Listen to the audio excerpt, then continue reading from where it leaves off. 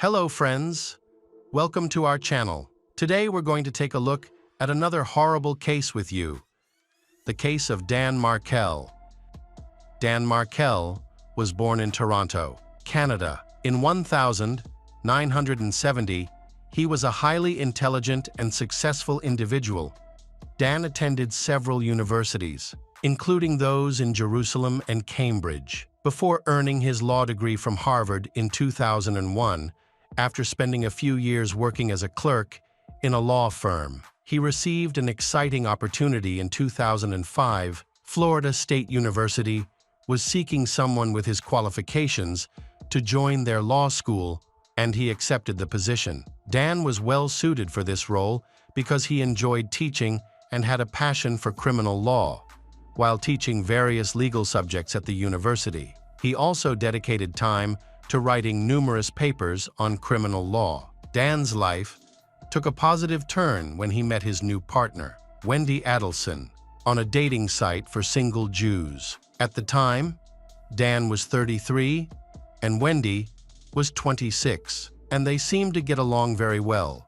Both shared a passion for criminal law and later taught at the University of Florida.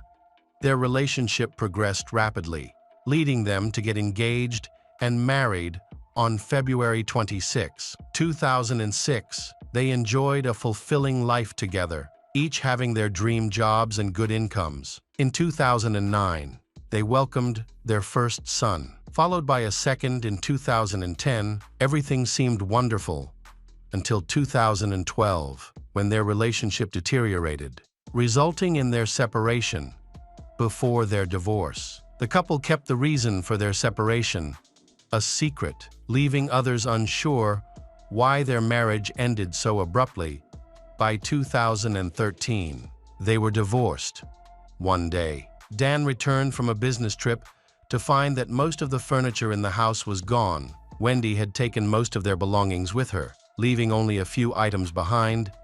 The process was quick. It only took her a day and a night to move. Her quick action to clean up the house showed how bad their marriage had become. Wendy left divorce papers on the mattress. Wendy seemed determined to hurt Dan as much as possible. She changed the children's last names to hers, and even changed one of her sons' names. Wendy tried to erase everything related to Dan from her life and the lives of her children. Trying to cut a father out of her children's lives could be considered cruel and vengeful. In 2014, Dan and Wendy were living separate lives. Wendy had started writing and attempted to publish a law book on human trafficking. However, her approach was different from Dan's, and the book was a complete failure, receiving harsh criticism.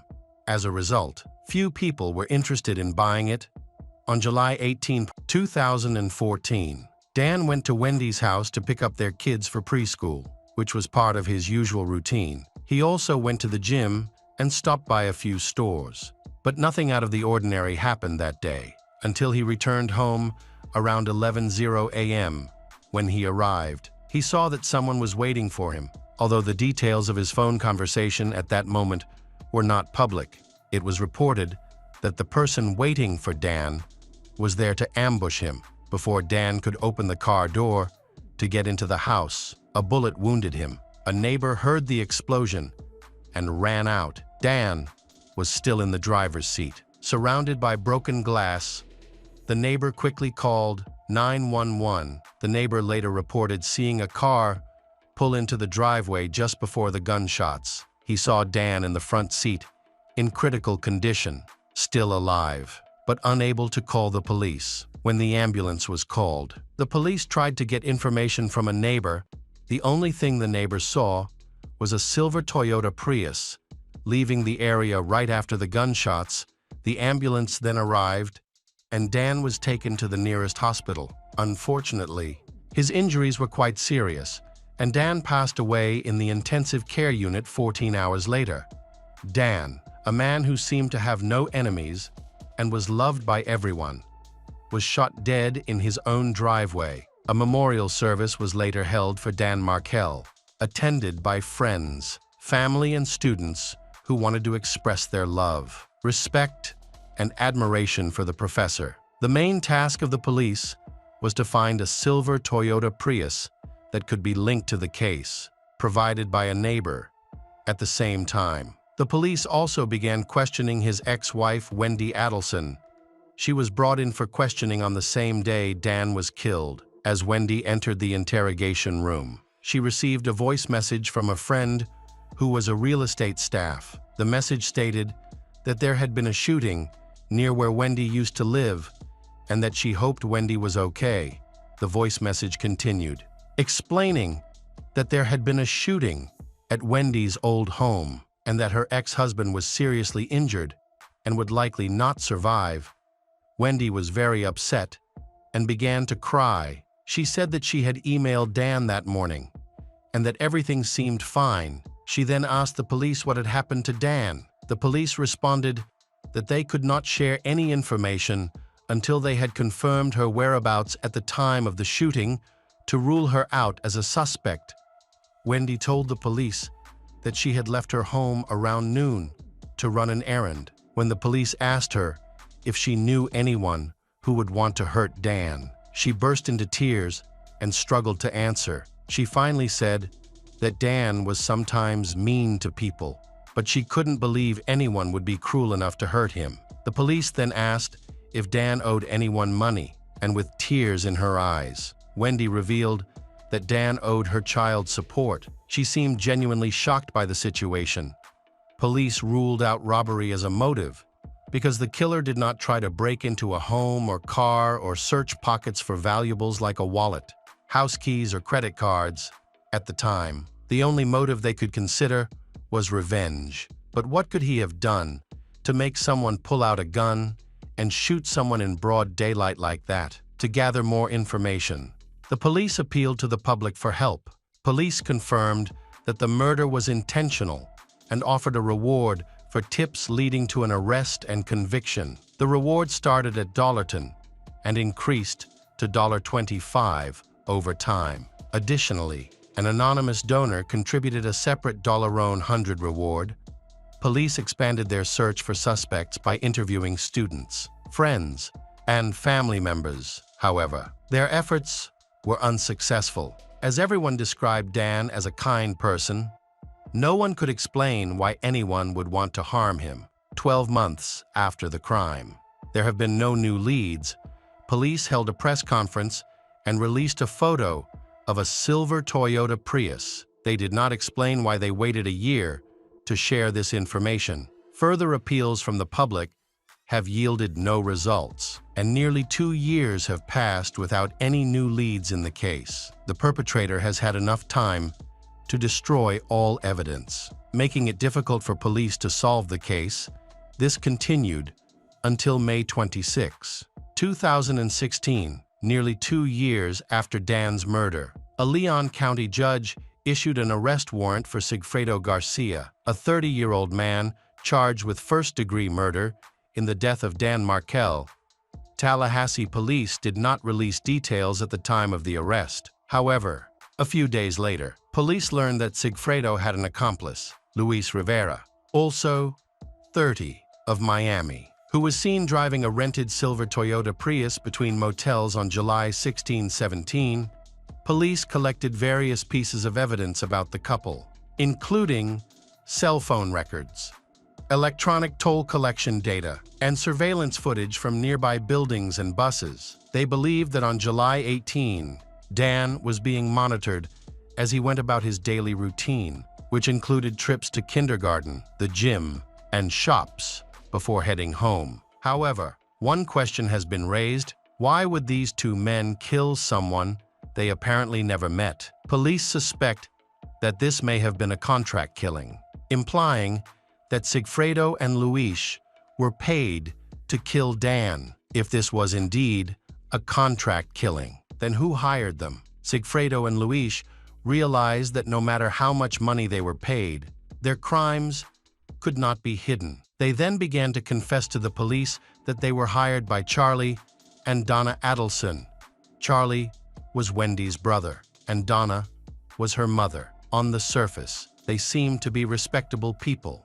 Running a pathology clinic together, Charlie worked as a dentist, while Donna focused on patient care.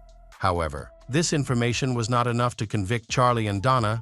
The police knew that the suspect could name anyone to save himself to find answers. The police turned to a woman named Catherine Magbanua. She was related to Charlie Adelson and was also the ex-wife of Sigfredo Garcia. Phone records show that Catherine received a call from Luis shortly after Dan's murder.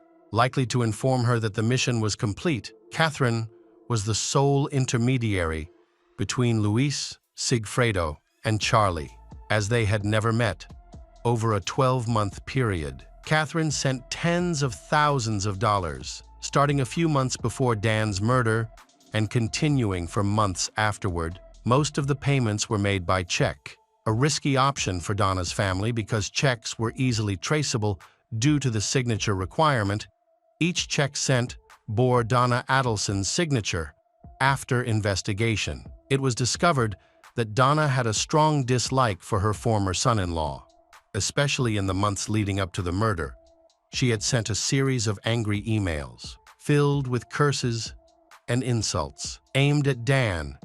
In these emails, she used every vulgar word she could think of to describe him, while the entire Adelson family lived in Miami. Wendy lived in Tallahassee, near Dan's home.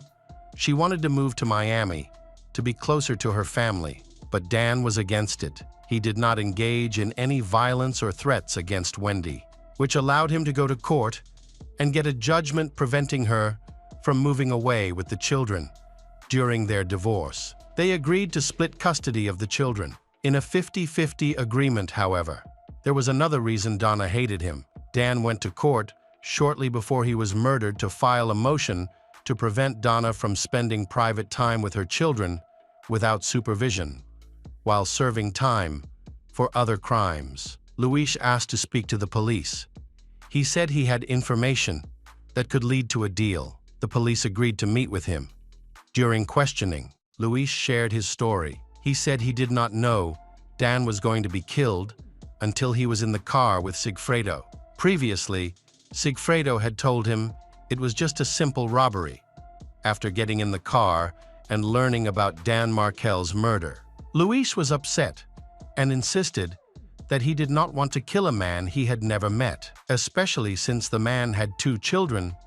Louis also mentioned a woman named Catherine, saying that she was behind the plan. Up to this point, Charlie and Donna continue to deny any involvement in the murder. Although the police have checks signed by Donna, however, these checks do not necessarily indicate that she intended to kill Dan. They could have been written for a variety of reasons. At this point, the FBI gets involved and formulates a plan. Charlie begins to receive unusual phone calls from a man identifying himself as Sandy. Sandy questions why Luis isn't being processed in prison. Although Charlie is frightened by the calls, he tries to remain calm and does not reveal anything incriminating. In reality, Sandy is an undercover cop. The FBI has also hacked into Charlie's cell phone in hopes of gathering evidence against him. In July 2016, a Leon County grand jury indicted Sigfredo and Luis for murder. Catherine was later arrested. Luis's charges were reduced to second-degree murder. Luis Rivera was sentenced to 19 years in prison. Catherine and Charlie's trials were held together on October 19, 2016. As they were facing the same charges, the defense argued that Charlie Adelson was the mastermind behind the murder plot, claiming he had promised to split $100 between the 3 of them so that Wendy could gain full custody without further interference from Dan. During the trial, the prosecution presented a key witness, Jeffrey Lucas, Wendy Adelson's ex-boyfriend. He testified that Wendy had told him that her brother, Charlie, had mentioned the idea of hiring a hitman to kill Dan several times. On July 13, Wendy asked Jeffrey if she could share something confidential. She revealed that Charlie had explored various options for dealing with her problems and had discussed hiring a hitman to eliminate Dan. At an estimated cost of $50, Sigfredo claimed in court that Luis fired the fatal shot. However, This defense was not enough to save Sigfredo from first-degree murder. Sigfredo Garcia was convicted and sentenced to life in prison without the possibility of parole, plus an additional 30 years for his involvement in the conspiracy. Sigfredo said he would appeal the sentence. Catherine denied any involvement in the murder during her trial alongside Sigfredo. Her charges were reduced to second-degree murder, but the jury could not reach a verdict. The judge declared a mistrial. This retrial began on May 16, 2022, and lasted 11 days. The jury was more decisive this time. And on May 27, 2022, Catherine Magbanua was found guilty of first-degree murder and incitement to commit murder. She was sentenced to life in prison without the possibility of parole, plus an additional 30 years for incitement and another 30 years for conspiracy. Although the three main perpetrators were thought to be incarcerated, a new arrest occurred on April 21, 2022. Police arrested Charlie Adelson at his home. He was charged with first-degree murder, conspiracy to commit murder, and solicitation to commit murder. Following this, police discovered audio recordings of conversations between Catherine and Charlie discussing their conspiracy on the day of Charlie Adelson's trial. He was sentenced to life in prison plus 30 years for each of the conspiracy and solicitation charges. As this case comes to a close, many questions remain unanswered. The defendant's testimony suggests that Dan Markel needed to be killed in order for Wendy to gain full custody of their children. This raises the possibility that Wendy may have had a larger role in this case than she admitted. However, it is important to note that there is no evidence to support this claim, and no charges have been filed against Wendy Donna Adelson, who signed several checks worth thousands of dollars, has a history of hostility toward Dan, was arrested at Miami International Airport on a warrant from Leon County. Donna was charged with first-degree murder, conspiracy to commit murder, and solicitation to commit murder.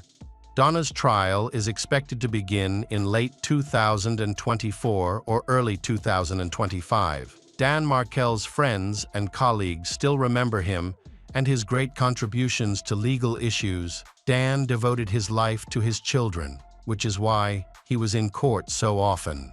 Because he needed to make sure they would never be taken from him, his life ended tragically at the age of just 40. Hello again, true crime fans. We've got another mysterious case to explore. The case of Alexander Jackson. Cedar Rapids is a city in Lynn County, Iowa, United States. It is the industrial and cultural center of the state, with a population of about 130,000.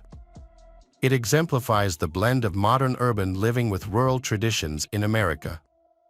Jackson's family used to live on Oak Street, Cedar Rapids, and then they moved to Oregon.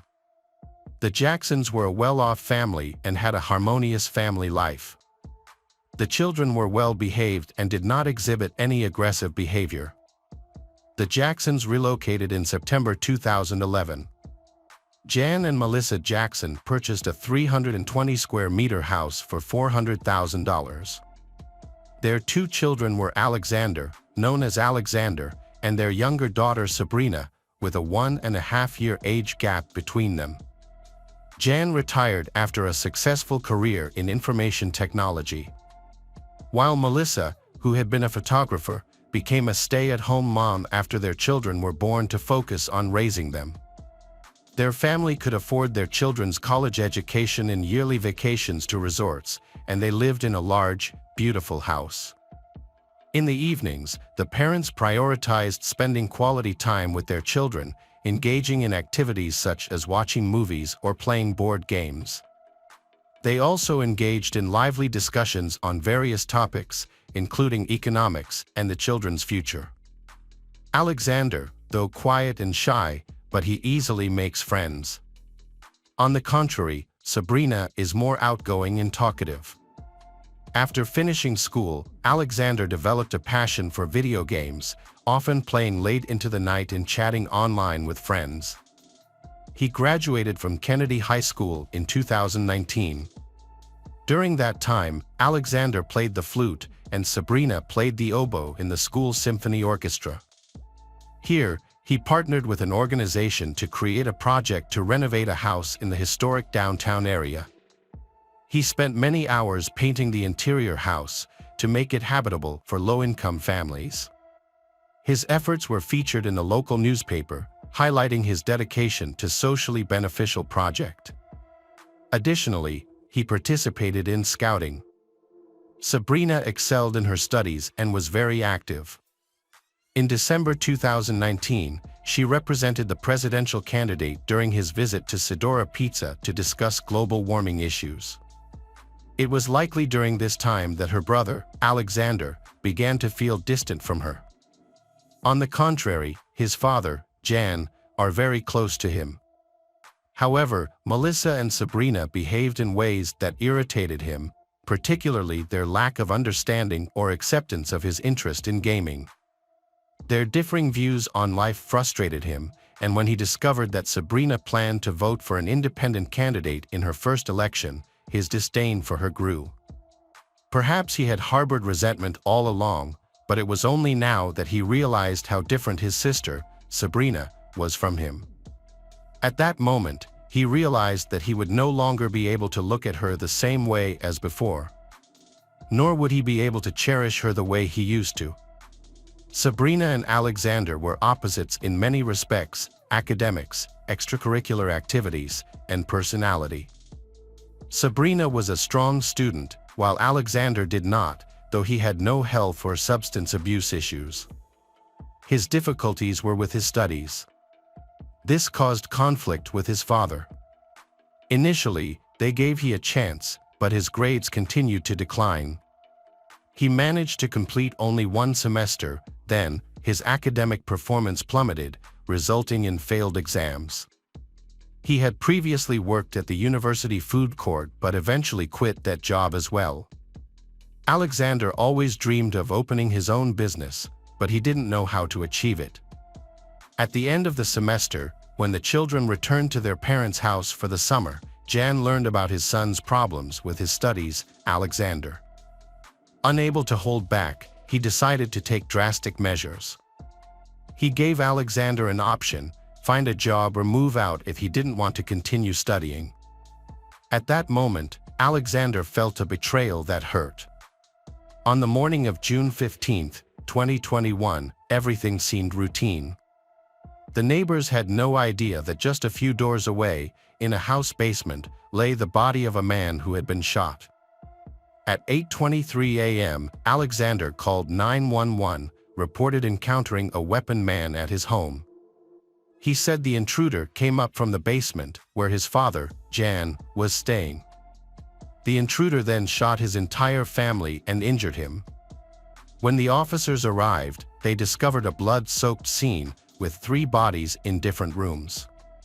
Doctors later confirmed that Jan, Melissa, and Sabrina were all deceased, each suffering from multiple gunshot wounds. They had been shot at point-blank range, with a total of 10 bullets fired. The police searched the property and quickly found a Browning .22 semi-automatic rifle, which had been used in the crime. Surprisingly, the neighbors had neither heard nor noticed the gunshots.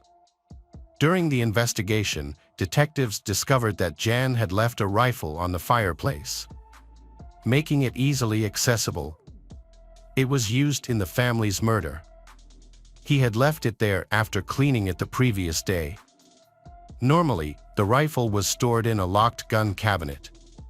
It is believed he was taking the stairs to the basement when he was shot. The killer then shot him 2 more times in the head. The killer proceeded to Sabrina's bedroom and shot her in the chest and stomach. Finally, he found Melissa's mother in the main bedroom and shot her in the head, leaving her body on the floor. Alexander described the attacker as a dark-skinned man, wearing green sneakers and black clothing. During the investigation, investigators found no signs of forced entry and no valuables were missing. The shooter's motive and method of entry into the house remained unclear. Investigators quickly questioned all the neighbors and collected CCTV footage. Reviewing the footage revealed that no one entered or left the house, caused many doubts about Alexander's testimony. The house was isolated, located on a hill with only one access road. Behind it were bushes that police thoroughly searched, looking for a hidden escape route for the attacker, but found none. Detectives begin investigating family matters and discover that Alexander has recently clashed with Jan and has a strained relationship with Melissa and Sabrina. He admitted to these issues, and it was speculated that the motive could be an inheritance of around $2 million. He was evidently hiding something, which was the first suspicion of the police officers. After being wounded, he was taken to the hospital for medical care, and the officers continued to interrogate him during the ride. Many of his statements were inconsistent. For instance, he initially told dispatcher 911 that all members of his family were shot, except him. However, in the ambulance, he appears surprised to learn that his sister, Sabrina, has also died. Alexander claimed he slept until 8 a.m., but it was discovered that his social media was active at 6 a.m., contradicting his story. Additionally, a pool of blood was found next to his bed, and forensic examination determined that he had shot himself in the leg at that spot, then bandaged the wound, went downstairs, and met the police. This contradicted his claim that an attacker shot him while he was downstairs. The nature of the wound made detectives suspicious, as the examination showed he shot himself in the leg. The bullet's trajectory and skin burns indicated a close-range shot. Detectives don't believe that a stranger who shot Alexander's entire family would leave him alive. The police tried to persuade Alexander to confess, but he continued to maintain his innocence. After recovering, he was arrested and sent to prison. Bail was set at $3 million, but he did not have that much money and remained in custody. He was charged with the murder of Sabrina, Jan, and Melissa. There was no doubt that Alexander was guilty. He is the only one in the family alive and had a motive. However, for the trial, physical evidence was needed. So investigators continued to collect evidence. According to police, since the 1982 Sitter Pizza case, this is the next known triple murder. The massacres shocked local residents, especially those close to the Jackson family. Their family has lived peacefully in their suburban home for 10 years, and everyone has always felt the family is very united. Part of the trial was conducted via online video because Alexander was recovering from injuries, but he later appeared in court. During the video, he was seen using crutches. The initial investigation focused on the gun used in the murder, which had 3 fingerprints on it. One of them was a fingerprint of the left palm, completely intact and matching Alexander's fingerprints. The second fingerprint is the fingerprint of the right palm, slightly blurred, also matching his. The third fingerprint was too blurred to be recognized. Fingerprints on the rifle suggest it may have been cleaned after killing the Jackson family. Alexander then picked up the gun, pointed the barrel at his feet and shot himself, leaving fingerprints that he did not wipe off. According to experts who spoke at the trial, this rifle has a very special loading and firing mechanism. Even experienced weapons experts have to spend a lot of time and effort to fully understand this type of weapon. The chance that a random burglar, who somehow avoided all cameras, could enter the house, figure out how to use the rifle, load it, and shoot 3 people was extremely low. That seems hard to believe, especially since Alexander is a good shot. He learned to shoot as a scout, and his father also taught him at the shooting range using that exact rifle. Law enforcement officers inspected the house's doors. It was a large residence with multiple entrances and exits, but police found no signs of forced entry at any of the entrances. Only the family members had keys to the house.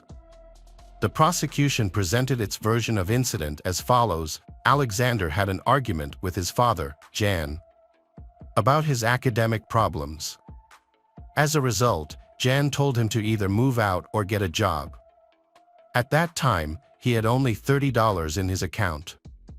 He had nowhere to go and didn't want to work, which became his motive for murder. He noticed that the rifle was easily accessible and saw this as his opportunity. In a fit of anger, he attacked and shot January, fearing that the rest of his family, Melissa and Sabrina, might witness his crime. He killed them too to eliminate any witnesses. He staged a fight, shot himself, and then called 911, claiming that a stranger with a rifle was responsible. The prosecution argued that his fabrication of the robbery story showed he had malicious intent, and he carefully planned it, aiming to avoid responsibility for the murder. The defense argued that these were mere assumptions, not backed by solid evidence. Many witnesses, including neighbors, testified that none of the family members were violent. They had no issues with alcohol, drugs, or mental health. They were all known to be friendly and welcoming. The family has never been in trouble with the law. Many people disagreed with the police's theory that Alexander killed his relatives. Despite some disagreements, but he had no strong motive to harm his family. The lawyer highlighted that he had no history of mental illness or violence. He hasn't had any problems with the law, not even minor infractions like parking tickets. Alexander consistently denied killing his family. He claimed he was shot in the leg by a masked intruder while struggling to get the rifle back. At the time of the incident, Melissa was 68, Jan 61, Sabrina 19, and Alexander was 20 years old. On March 3, 2023, Alexander Jackson was found guilty of the first-degree murder of his family. He was sentenced to 3 life sentences, one for each family member he killed. According to the jury, the court denied him parole. He is under surveillance due to the high risk of ending his own life. This is a common practice in prison for new inmates with life sentences. His defense team immediately filed a motion to request a new trial. But their request was denied. Hello again, true crime fans, we've got another mysterious case to explore. The case of Alexis Rasmusen. Alexis Rasmusen was born in 1995 and grew up in North Ogden, Utah, a small town known for its quiet and not far from Salt Lake City. She loved dancing, reading, and spending time with her family, especially with her brother, who was her best friend. They enjoyed watching movies and chatting together for hours. Alexis was cheerful, sociable, and always smiling. She wanted to be independent and earn her own money for personal expenses. Like many teens, she decided to work as a nanny to earn some extra cash. In the spring of 2011, Alexis started searching for a part-time nanny job. She learned of a couple nearby looking for childcare help. She applied and was hired immediately after the interview. The couple, DEA and Eric Millerberg, were 38 and 36 years old, respectively. They were seen as decent and educated, attending church every Sunday. DEA worked at the hospital, and they had 2 daughters. Alexis's meeting with them went well, and they quickly built a good rapport. She started working almost daily, caring for their children while they was at work. The eldest daughter, from DEA's previous marriage, was 5 years old, and the youngest was just 9 months old. Everyone was happy.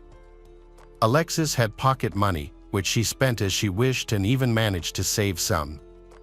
Eric and DEA were finally able to go to work normally and spend time together, appreciating that their children were always supervised by a young nanny. Meanwhile, Alexis's parents were pleased that their daughter was earning her own money and showing a desire to work, rather than spending time at questionable parties. Many of her friends also worked as nannies or waitresses, so this was considered normal. This thing was ideal for everyone until a tragedy occurred. On September 10, 2011, as usual, Alexis went to babysit the Millerberg family's 2 children during the day. She was supposed to return home in the evening. However, at 11:30 p.m., she called her mother, Dawn, saying that Eric and DEA had not returned from their date yet, and she would have to stay late. She asked if she could stay the night to avoid having to go home after dark. Her parents agreed, they trusting the Millerbirds as a decent family and they think nothing bad will happen. This was the last call her mother received from her daughter. In fact, Alexis' relationship with the Millerberg family was complicated. When she met Day, she quickly fell under their negative influence. Despite their respectable appearance, but they had a troubled past. Both had been convicted for distributing illegal substances, and Eric had committed other crimes. At the time of these incidents, both were on probation for another offense, but neither Alexis nor her parents were aware of this, nor did they suspect she might be in danger at their house. The Millerbergs gradually got Alexis addicted to alcohol, starting with small amounts before hosting parties where alcohol was abundant. Later, they introduced her to weed. She quickly became dependent, and soon they began paying Alexis for her childcare work not with money but with weed. From the outside, no one noticed anything wrong with Alexis. She took very little and returned home late, so her parents were unaware of her new addictions and believed she was in good hands. Unfortunately, this was not the case. On September 11, 2011, Alexis' parents were waiting for their daughter to come home. However, after she informed them the previous day that she would stay at Millerbird's house overnight, she never returned home. Her parents tried calling her, but their calls went straight to voicemail. Too worried for her daughter, her mother, Dawn, contacted all of her friends, but none of them had any information. Dawn has also been in contact with the Millerberg family, who said that she had left their home that morning, and they never saw her again. Then, Dawn reported her disappearance to the police, who promptly began their investigation. Police have issued a missing persons notice for Alexis and questioned Eric and DEA, as they were the last known individuals to see Alexis. When the police arrived at the Millerberg home, Eric and DEA refused to let them inside, saying the house was untidy. They talked to the officers outside, stating that Alexis left their home around 11:30 a.m. to meet a friend, and afterward, the family went to bed and claimed to know nothing more about her whereabouts. During questioning, the officers noticed that DEA and Eric appeared to be under the influence of stimulants, which might have explained their erratic movements and overly cheerful speech. Their behavior seemed suspicious to the investigators, but without a search warrant, they were unable to inspect the house. This made them even more suspicious. The detectives speculated about whom Alexis might have planned to meet. They were aware of her boyfriend and considered that she might have gone to see him. The police came to see her boyfriend, and he said they had no plans to meet that morning. To verify this, he showed his phone and his messages with Alexis. Upon inspection, it was clear they had only exchanged brief messages shortly before she stopped communicating. The boyfriend claimed he had no idea where she could have gone or whom she was with. Detectives also spoke with Alexis' other friends and classmates, but nobody had seen her since she disappeared. It seemed like she had vanished. They all mentioned that she had no enemies. She was an ordinary teenager, with no ties to the criminal world. The possibility of her running away was dismissed because all her belongings, including money she had saved, were left at home. She had never run away before and wasn't seen as a troubled teenager. All the leads turned out to be useless. At that time, Alexis' parents were unaware of an app called Blink, which could have helped them locate she. Blink allows real-time tracking of the movements of loved ones and friends who choose to share their location. The app is designed to be secure and does not allow tracking of strangers, which prevents stalking. To track someone, you must send a request from your contact list, and they must accept it. The last time Alexis's phone worked was at Eric's house, which was the last known location of she. There was no evidence that she had left the house Millerberg that morning. Investigators started looking into Eric and DEA more closely and discovered that they had a history of distributing illegal substances, and Eric has a lot of criminal records. During the investigation, police learned that Alexis's friends knew about the true nature of the relationship between Alexis and the Millerberg family. Alexis, along with several other teenagers, including friends who had also disappeared, looked after their children. The teenagers were pleased with these working conditions because it gave them access to alcohol and substances. Multiple witnesses confirmed that DEA sold prescription drugs to Alexis, for which she received about $100. Detectives continue to question Eric and DEA, informing that they knew about illegal drug activities. Then, Eric and DEA admitted to giving drugs to teenagers, but denied any involvement in Alexis's disappearance. Despite their denial, they were arrested for distributing illegal substances and violating probation terms. They faced up to 5 years in prison. The case was further complicated because they were supplying drugs to minors. The police also reached out to Eric and DEA's friends and acquaintances for information, but everyone refused to cooperate. By this time, detectives were convinced that Eric and DEA were responsible for Alexis's disappearance.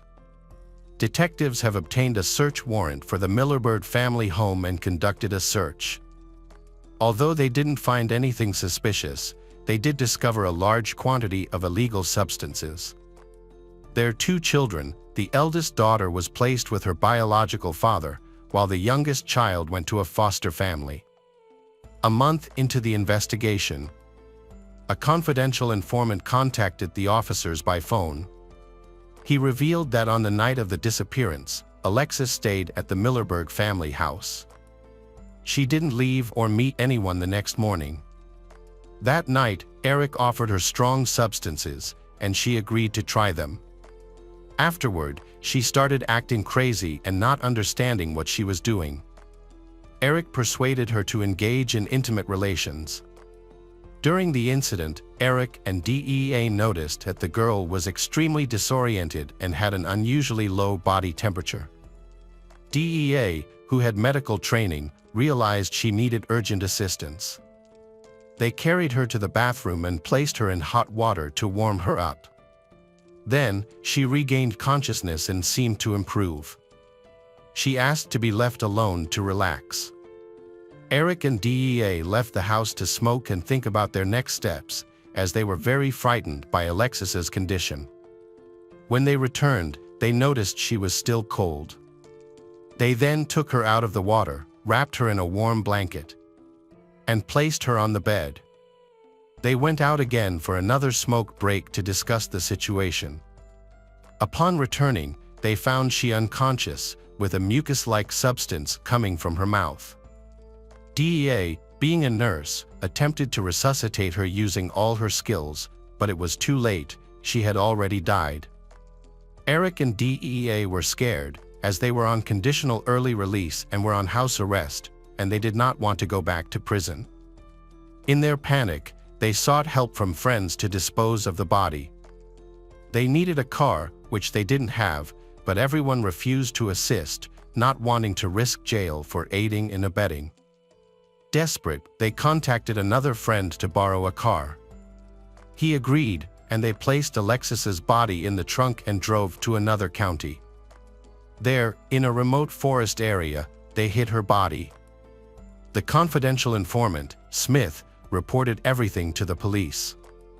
Initially unaware of what was going on, he lent his car and later helped Eric and DEA move the decomposing body to a remote location. During this time, he heard all the information he shared with the police. Feeling remorse for assisting he decided to disclose everything to the investigators, who needed this information. Thanks to his tip, the police discovered the body of Alexis on October 18, 2011, 38 days after she disappeared. The victim was found in a fetal position, with her legs pulled close to her body, partially concealed in a garbage bag. Due to the body's advanced decomposition, the police could not immediately identify her. The body was in a shallow grave. A detailed forensic examination was required to confirm her identity, determine the cause of death, and the circumstances surrounding the incident. The identity of the girl, Alexis Rasmussen, was confirmed through dental records and fingerprints, exactly as predicted. Autopsy results and post-mortem analysis showed that Alexis had 7 times the lethal dose of a potent toxin in her body, which may have been the cause of death. However, there were also signs of strangulation, blunt force trauma, and stab wounds on her body. Due to the body's poor condition and advanced decomposition, it was difficult to identify all the wounds accurately, making it impossible to determine the exact cause of death. As a result, an overdose was concluded as the cause of death, but it was clear that this was not an accident. The girl had been abused. Alexis' family requested privacy during the investigation because she was a minor. A memorial service was held in her hometown of Ogden, attended by many residents. The teenager was buried on October 29th. Informant, Smith, was promised immunity from charges of complicity in exchange for his cooperation. His testimony was crucial in locating the body, gathering evidence, and bringing charges, so he appeared in court only as a witness. During the trial preparation, phone records from Eric's mobile phone were reviewed. On the night Alexis disappeared, he called his friend several times, asking for help to dispose of something. CCTV footage was also examined, revealing that on September 10, 2011, between 10 and 11 p.m., DEA visited the Wall Prince Pharmacy to buy prescription drugs that induce an altered state of consciousness. Police conducted a detailed search of the Millerbird family home using luminol and found tiny blood stains. It was clear they had tried to hide what had happened by thoroughly cleaning. However, luminol can detect blood stains even after cleaning agents are used, which the criminals apparently did not know. A section of the old carpet had been cut out and discarded, leading the police to believe it had blood on it that couldn't be cleaned off. The police were puzzled about the presence of blood in the house since, according to Smith, there shouldn't have been any after an overdose. This suggested that something more violent had occurred and that Alexis likely suffered violence. Detectives then obtained a search warrant for Smith's car, which had been used to transport she. However, the car had already been sold to another district, delaying its seizure. When the car was finally located and examined, it was found that the old trunk upholstery had been removed and discarded, but microscopic blood traces remained underneath. All DNA samples collected were tested and confirmed to belong to Alexis. Smith told detectives that the incident might have been a deliberate murder. Eric and DEA may have sought to eliminate Alexis to prevent her from reporting them to the police for drug distribution and harassment. The police supported this theory, as there were indications of a premeditated crime. Initially, Eric faced charges of child abuse and drug distribution, while DEA was only charged with forging a prescription for medical drugs. After new evidence surfaced, Eric was additionally charged with first-degree murder, attempting to obstruct justice, and engaging in sexual activities with a minor. A forensic examination later revealed that Alexis' body was abused post-mortem, which constituted a criminal offense under state law. Eric and DEA was decided to be tried separately, and DEA's trial began in April 2012. She was accused of illegally obtaining a prescription for illegal substances and obstructing justice. In 2015, she was sentenced to 7 years in prison. However, by then, she had already served 3 years during the trial. She was to be sent to prison to complete her sentence. She was extremely outraged by the jury's decision. Then, she gave a heartfelt speech, expressing regret for what happened, but she did not admit guilt or involvement in Alexis' death, claiming her husband, Barrick, was responsible. She offered excuses and also expressed her deepest condolences to the Alexis family. The court deemed imprisonment appropriate for Eric and DEA's actions, distributing substances to minors, engaging in sexual intercourse, and intentionally drugging a teenager with illegal substances. Additionally, they attempted to hide the body and mislead the investigation. Notably, the body was buried twice because Eric thought the first location was not secure enough. This indicated careful planning of the crimes. DEA stated that after 3 years in prison, she realized her mistakes and wanted to reintegrate into society. She requested freedom, but no one believed her intentions were genuine. Her actions were seen as an effort to avoid more jail time, so the commission decided she should remain imprisoned. DEA was sent back to jail to serve the rest of her sentence. However, she soon became eligible for parole. While in prison, her relationship with Eric fell apart. They argued, and DEA filed for divorce, which was finalized. During his imprisonment, Eric changed the tattoo on his neck from DEA's name to Death, which was in English. This change led to disciplinary action against him. In July 2013, Eric Millerbird's trial began. By March 2014, he pleaded not guilty to all charges. He claimed that the night Alexis disappeared, she stayed with them to babysit. After returning from a date, they used substances together at her request. They all attempted to engage in sexual activity. Regarding the drug use, Eric asserted that Alexis used the substances voluntarily. During the trial, Eric's criminal history was revealed. Between 1997 and 2011, he faced multiple charges, including burglary, firearm offenses, and resisting arrest. During the trial, the front rows of the courtroom were filled with Alexis' friends and acquaintances, all visibly grieving. This hearing was particularly challenging for them as it revealed sensitive details about the life of the underage girl for the first time. Previously, her relatives were unaware that she was paid in substances by her employers for her work as a nanny. These adults had gotten her addicted. However, Eric showed no remorse for exploiting the girl. He remained jailed during the trial for providing illegal substances to minors and harassing them. This situation likely led to conflicts for Eric in prison. He was attacked by his cellmate, Simon Russell, who stabbed him around 30 times, focusing on his head and neck. He also suffered multiple defensive wounds on his hands. He was then taken to the hospital, where his condition was deemed satisfactory after receiving first aid. He survived the attack. The day after, Simon was charged with attempted murder and obstruction of justice. Eric's provocative behavior was seen as outright disrespect both in jail and in the courtroom. He not only supplied Alexis, a 16-year-old girl, with marijuana but also repeatedly attempted to have sexual relations with her. On the night of the girl's death, he assaulted her even after she had died. Eric's wife, DEA, testified against him, accusing him of committing the crime.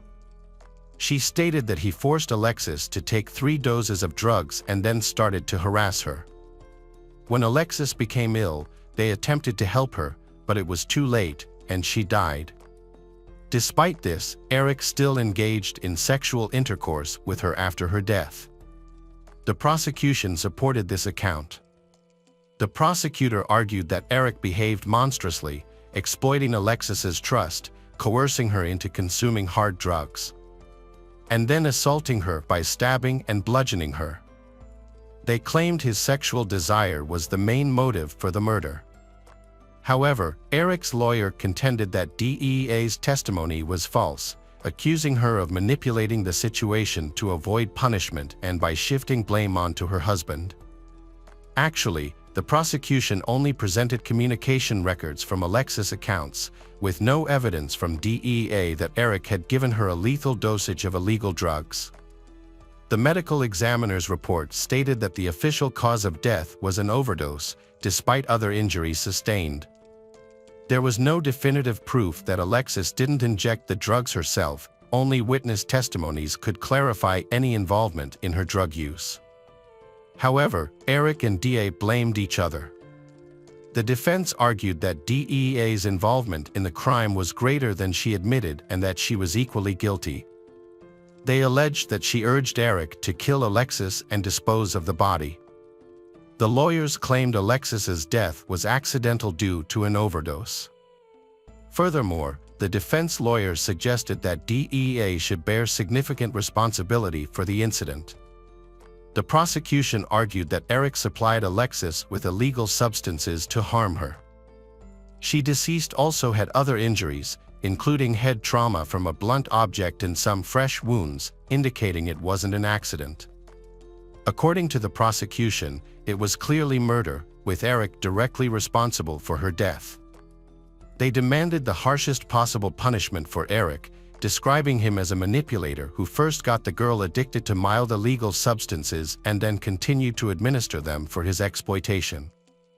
The trial was highly controversial, with an uncertain outcome until sentencing. Eric advised his lawyers to agree to let him take some responsibility. He believed it was only fair to admit his role in what happened and apologize to Alexis' family, hoping to receive a lighter sentence. However, he denied committing deliberate murder. He claimed he did not inject she with psychoactive substances, attributing this action to DEA. Surveillance footage showed that DEA went to the pharmacy for prescription drugs and forged prescriptions. Despite this evidence, Alexis' relatives believed Eric was the main culprit and urged the judge to impose the maximum sentence. They wanted a life sentence without parole to ensure he would never be released. The court found him guilty of all charges, including first-degree murder, and sentenced him to life imprisonment with the possibility of parole after 6 years. DEA applied for parole 3 times. Her first applications in 2015 and 2017 were rejected. However, in 2018, her application was approved because she completed addiction recovery courses and a culinary business program to help her reintegrate into society. She was released on October 16, 2018. Eric became eligible for parole in 2018 and applied for release, but his request was denied, and he remains in prison. Alexis' family hopes he will never be released. Hello friends, welcome to our channel. Today we're going to take a look at another horrible case with you. The case of Blagg family. Jennifer Blagg was born on January 8, 1967, in Oklahoma, USA. She grew up with her mother and 1 brother, and they were very close from a young age. Jennifer was creative, sociable, and enjoyed playing the piano and dancing. However, she faced a traumatic experience in childhood when, at the age of 12, she was raped by a family friend who was much older than her. This incident deeply affected her, and it took a long time for her to heal. Despite this, she eventually overcame her feelings of resentment, pain, and anger, graduated from high school, and went on to attend college. Her future husband, Michael, was born into a military family. They frequently moved due to his father's career as a colonel in the U.S. Air Force. Growing up in such an environment was challenging, but Michael was a calm and obedient child. Michael was hardworking and intelligent. He even participated in a program sponsored by the governor to study nuclear physics, for which he received an honorary diploma. He continued to pursue his studies in science thereafter. Michael achieved everything by his own labor, because nothing in life came to him easily. He later shared that during this time, he worked as a pizza delivery driver to cover his college expenses. At 21, he married his first wife, but after about a year of constant issues in their relationship, they decided to get a divorce. In 2008, Jennifer enrolled at San Diego State University to pursue a business degree. Meanwhile, Michael chose to follow his father's path and joined the Navy, where he became a decorated Gulf War veteran and helicopter pilot. After returning from a business trip, he had some free time to explore the city. He attended a party with mutual friends, where he met Jennifer. They feel an attraction to each other, and Michael asked her out on a date, which she accepted. They went to the movies and afterward decided to start dating. In 1991, Michael and Jennifer got married and moved to the quiet town of Simpsonville in Southern California. They enjoyed the peaceful atmosphere and made many friends through their church. As a deeply religious couple, they seemed well prepared to start a family, even though Michael was often away serving in the Navy. 4 years later, they welcomed a daughter named Abby. After her birth, Michael left the military and secured a high-paying engineering job with a flexible schedule, allowing him to spend more time with his family. In his spare time, Michael began teaching Sunday school, which he considered important. However, due to Michael's job, they had to move several times, which was challenging for Jennifer. She often felt like just as she was settling into a new city and making new friends, her family had to move again. Despite her struggles, but when Michael proposed moving, Jennifer easily accepted because of her religious beliefs. Their final move occurred in 2001, when they decided to settle in Grand Junction, Colorado. It was a small, cozy town known as a winter resort, surrounded by mountains that attracted wealthy tourists. In Grand Junction, Michael took on an important role as an engineer for a company in that city. He also began teaching at the local Sunday school affiliated with the church. The family was very religious, and friends mentioned that they prayed about nearly every decision they made together. By 2001, Abby was 6 years old. She was getting ready for school and attended preparatory courses at a Christian school, where her mother, Jennifer, worked as a teacher's assistant. Abby was kind and helpful, assisting her parents with various household chores. She is also very religious, like her father and mother. On November 1, 2001, Michael called 911. The police were called and, upon arrival, they met Michael. According to Michael, he had just returned home from work and was immediately concerned when he saw the open door, because his family is always closed. As he entered the house, he didn't see anyone inside. In the bedroom, he discovered blood on bed, which dripped onto the floor. He also noticed that his wife's jewelry box was empty and that her handbag was on the floor, scattered with other belongings. Despite searching the entire house, he could not find his wife or daughter. Michael believed they were still alive and thought they might have been kidnapped, so he called for help. Based on the large amount of blood found, the police suspected that it was unlikely Jennifer and Abby were alive. They feared both may have been murdered. Since the Colorado River was nearby, the authorities considered the possibility that the bodies could have been disposed of in the river. They thoroughly searched the area, but found no signs of Jennifer and Abby. As the search operation expanded, volunteers and search teams joined forces to scour the surrounding region for any evidence related to Jennifer and Abby. Additionally, relatives of Jennifer traveled to the city to help with the search. While the search was ongoing, forensic experts examined the Blagg family home and collected various documents for analysis. They discovered significant amounts of blood on the bed and several fingerprints, which were sent to the lab for testing. Detectives also interviewed neighbors to piece together the timeline of incident from that day, but the neighbors did not see Jennifer and Abby. Michael was at work during the attack, a fact supported by CCTV footage and his colleagues' testimonies. He stated that he saw Jennifer and Abby alive early that morning, indicating that the attack likely occurred before he returned home from work. However, Michael was not excluded from the suspect list, as close family members are often scrutinized in such cases. However, it was crucial to verify the details carefully. The police interviewed Michael at the station, where he provided a thorough account of the incident from the previous day. He mentioned that around 7 p.m., Jennifer received a call from a friend who invited her to meet the following evening. After that, they watched TV and prepared for bed. By around 10 p.m., the entire family had gone to their rooms. Michael noted that early in the morning, when he woke up for work, Jennifer and Abby were still asleep, they were scheduled to get up around 6:30 to allow him to take Abby to her preparatory classes at school. After that, Jennifer returned home to take care of her daily tasks. Her husband Michael usually called her several times a day, but on that day, she didn't answer his calls. Assuming she might be busy, Michael didn't immediately worry. He then called her friend, assuming they decided to meet during the day, but the friend didn't know her whereabouts. Michael then continued with his day. He assumed she was at home, doing the laundry, cleaning, and cooking dinner.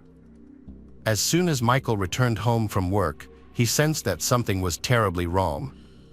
There are two things that make him feel unusual. His daughter, Abby, didn't greet him as she usually did, and there was no smell of dinner cooking, which was unexpected since his wife Jennifer had planned to cook before meeting her friend.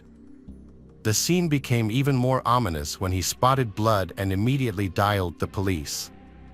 To preserve the crime scene, Michael went outside and waited for the police to arrive. The detectives then took over the investigation, and their inquiries led them to Abby's school. They discovered that she hadn't attended classes that day, which didn't surprise her teachers. Apparently, someone had called the class teacher the day before, claiming to be Abby's father and informing the school that she would be absent. The teacher wasn't suspicious at the time, but they did recall that a man, claiming to be Michael, had made the call. However, when questioned, Michael denied making the call, which only increased the suspicions about him. Further investigations revealed that Jennifer's friend from church, Melson, had noticed trouble in the Blagg family's relationship. Melson reported that Jennifer appeared to be extremely afraid of Michael. Jennifer only felt comfortable meeting in secret when Michael was not around. Jennifer had likely been forbidden by Michael from having visitors at their home. On one occasion, when Melson visited their house at length, Jennifer became anxious and hastily asked her to leave, probably to avoid Michael finding out that her had been to their house. The day before Jennifer's disappearance, Melson contacted Jennifer to invite her and Abby to visit. Notably, she specified that Michael, her husband, would not accompany them, which was unusual since the family typically traveled together. Melson agreed but thought the arrangement was peculiar. It was clear that Jennifer had recently argued with Michael and wanted space from him. Despite the plans, Jennifer never showed up the following morning. Later, investigators discovered voice messages from Michael to Jennifer, in which he sent her well wishes and affectionate greetings. However, authorities suspect that these messages may have been part of a setup, as it's possible that both Jennifer and Abby were already dead when the messages were sent. This thing raised suspicion about Michael's involvement, but he insisted on his innocence. He even gave interviews to journalists, expressing frustration that the police were focusing on him, and even they overlooking other suspects. Michael said he was deeply concerned about his wife and daughter's whereabouts and felt the real perpetrator was still at large. He has offered a $3,000 reward for any information that could help speed up the investigation. The detectives remained suspicious of Michael's behavior, so they decided to monitor him closely. During their investigation, they discovered blood on the bed, but strangely, very little was found on the surrounding walls. Normally, blood splatters and scatters in various directions, but in this case, that wasn't the case. DNA analysis revealed that the blood on the bed belonged to Jennifer. Additionally, when the detectives applied luminol to the family van, they found several hidden blood stains on the door and inside the vehicle, suggesting that it had been used to transport the victims, Abby and Jennifer. Michael reported to work on the day his wife and daughter disappeared. An investigation of the house revealed 55 fingerprints, many of which belonged to Michael. Notably, 17 fingerprints were unidentified, and 6 of those were small to potentially belong to young daughter, Abby. Despite this, Michael claimed that he had seen nothing unusual and pointed out that it was normal for family members' fingerprints to be present in the home. As the investigation continued, Michael relocated to a different house and didn't return to the original one, even after restrictions were lifted. He chose not to clean and no return to the house, stating that it was too painful for him. However, this decision ultimately worked in the police's favor as they were able to periodically examine the crime scene. In interviews with journalists, Michael portrayed the disappearance as resembling a robbery, citing the missing jewelry and money from the house. He also mentioned that there had been a string of burglaries in the area over the past year, suggesting that his family had simply been in the wrong place at the wrong time. According to Michael, the thieves may have broken in while his family was asleep, inadvertently targeting them. He suspected that the robbers were provoked by something when they entered his house. Even so, he held on to the hope that his wife and daughter were still alive. He often referenced Bible verses when communicating with the media, maintaining his innocence when questioned by the media and the police. However, detectives were convinced that the incident was not a robbery, as they found no signs of forced entry. They believed that the stolen items in the house were just a setup to distract the investigation. The police noted that robbers typically target empty homes to avoid confrontations and complications. If they encountered occupants, they wouldn't waste time and energy brutally killing them. Instead, they would opt for a quicker method. In the Blagg family home, a diary belonging to Jennifer was discovered. In it, she wrote about having a severe argument with Michael the day before her disappearance and fearing that he might harm her. Although she didn't elaborate on the details, she framed the situation in biblical terms. The detectives were unclear about the argument and approached Michael for clarification, but he maintained he had no memory of it. However, the police discovered a note addressed to him, apologizing for allowing negativity to creep back into their lives, suggesting relationship problems. When examining the Blagg family computer, the police were surprised to find thousands of hardcore pornography images. However, Michael denied any involvement in the images, he claiming that his wife was trying to spice up their lives. A further investigation showed that Michael and Jennifer's relationship had been troubled for a while. Michael had initially hired an escort out of curiosity, but over time he became hooked on the services. When investigators visited Michael's new house to question him, but no one opened the door, despite his car being parked outside. After hearing the sound of running water, they broke down the door and found Michael in the bathtub with cuts on his wrists that he had done to himself. In his hand, he was holding a photo of Abby and Jennifer, a Bible, and a note claiming he was not involved in their murders. Michael was rushed to the hospital, where he received medical treatment and survived. During the investigation, the sheriff's department received an anonymous tip about Michael's van being spotted near Ridge Park on the day Abby and Jennifer disappeared. This location was only a minute from them home. As a result, the police resumed their search, focusing on a 60 kilometers radius around them home. The new search lasted for 11 days, but failed to yield any results in the specified area. Subsequently, the police obtained new information. Michael was suspected of stealing an industrial item worth about $500 from his workplace shortly before Abby and Jennifer disappeared. Detectives called Michael in for questioning, suspecting he might be involved in the workplace incident. Michael broke down in tears, fearing he would be falsely accused of his family's murder, but he did not confess to the crime. Later, he explained that his emotional reaction was triggered by the fear of being wrongly accused of killing his family. A colleague of Michael contacted the police and provided crucial information. On the day Jennifer disappeared, Michael took out the trash at work, which was unusual since it was not part of his job. According to the colleague, they normally took turns doing this task.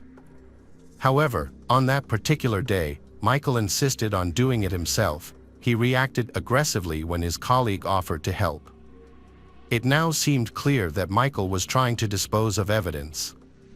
On June 5, 2002, the police discovered a woman's body that matched Jennifer's description. The body was wrapped in some type of cover and had holes in it, with a bullet still lodged in her head. It appeared that the killer had discarded her body in a landfill. Forensic experts confirmed through dental records that the murdered woman was indeed Jennifer. They determined that she died from a close-range gunshot wound to the head. Additionally, they also was established that she was killed while sleeping, as a retainer was found in her mouth, which she only wore at night. Unfortunately, the body had lain in the open for 7 months, and as a result, the remains were severely decomposed, providing limited information for the investigators. Investigators found that there were several garbage sites assigned to different companies. After digging at the location where the Jennifer's body was found, they confirmed that this particular area was managed by the company where Michael worked. The police, considering this coincidence to be more than accidental, they intensified their search for Abby's body at the dump but were unsuccessful. Further investigation revealed that Michael had left the city without warning, relocating to a different state. Although Abby's body was not found at the dump, the evidence was sufficient to charge Michael with the murder of Abby and Jennifer. The relatives of Jennifer were deeply upset by the manner in which her body was treated, and they strongly suspected Michael of disposing of Abby's bodies in a similar way. The detectives were unable to find anyone who knew the suspect Michael well enough to approach. However, they then discovered that his mother was still alive. Since she lived in Georgia, a state he often visited, the detectives decided to pay her a visit.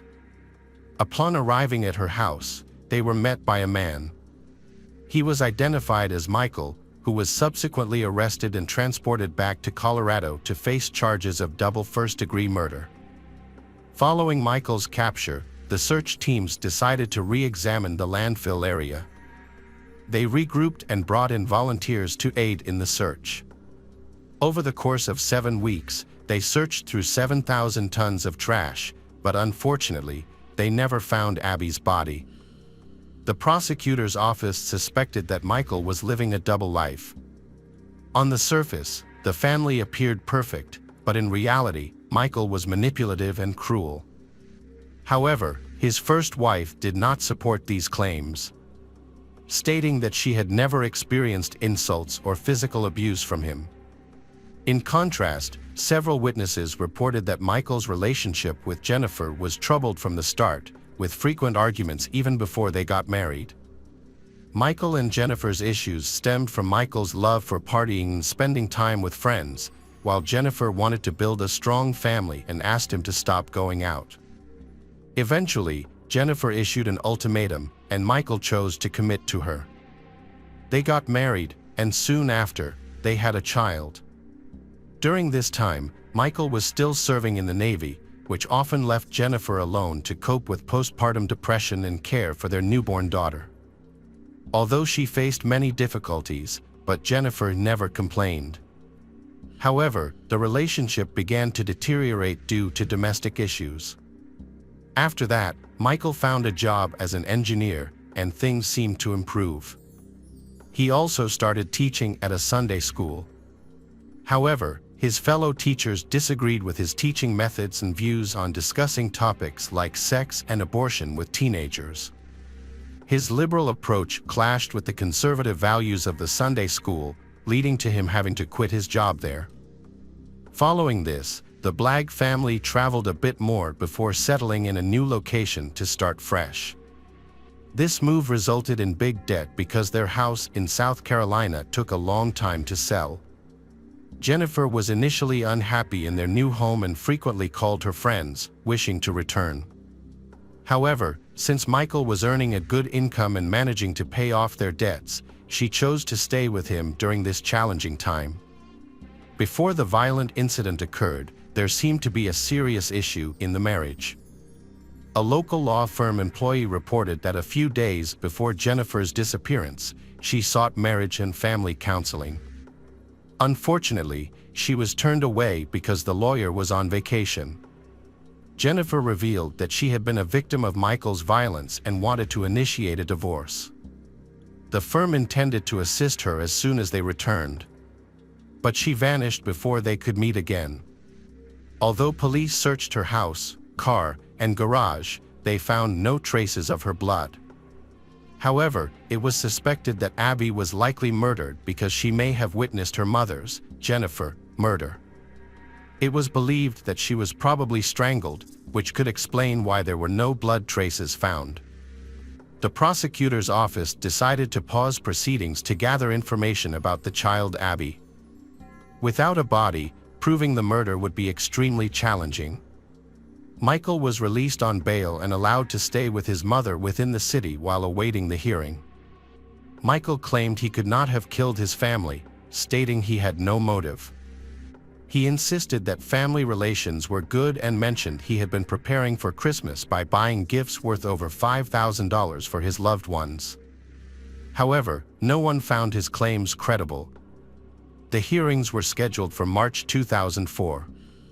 It was believed that Jennifer wanted to end her relationship with her husband, Michael, who did not agree and became angry.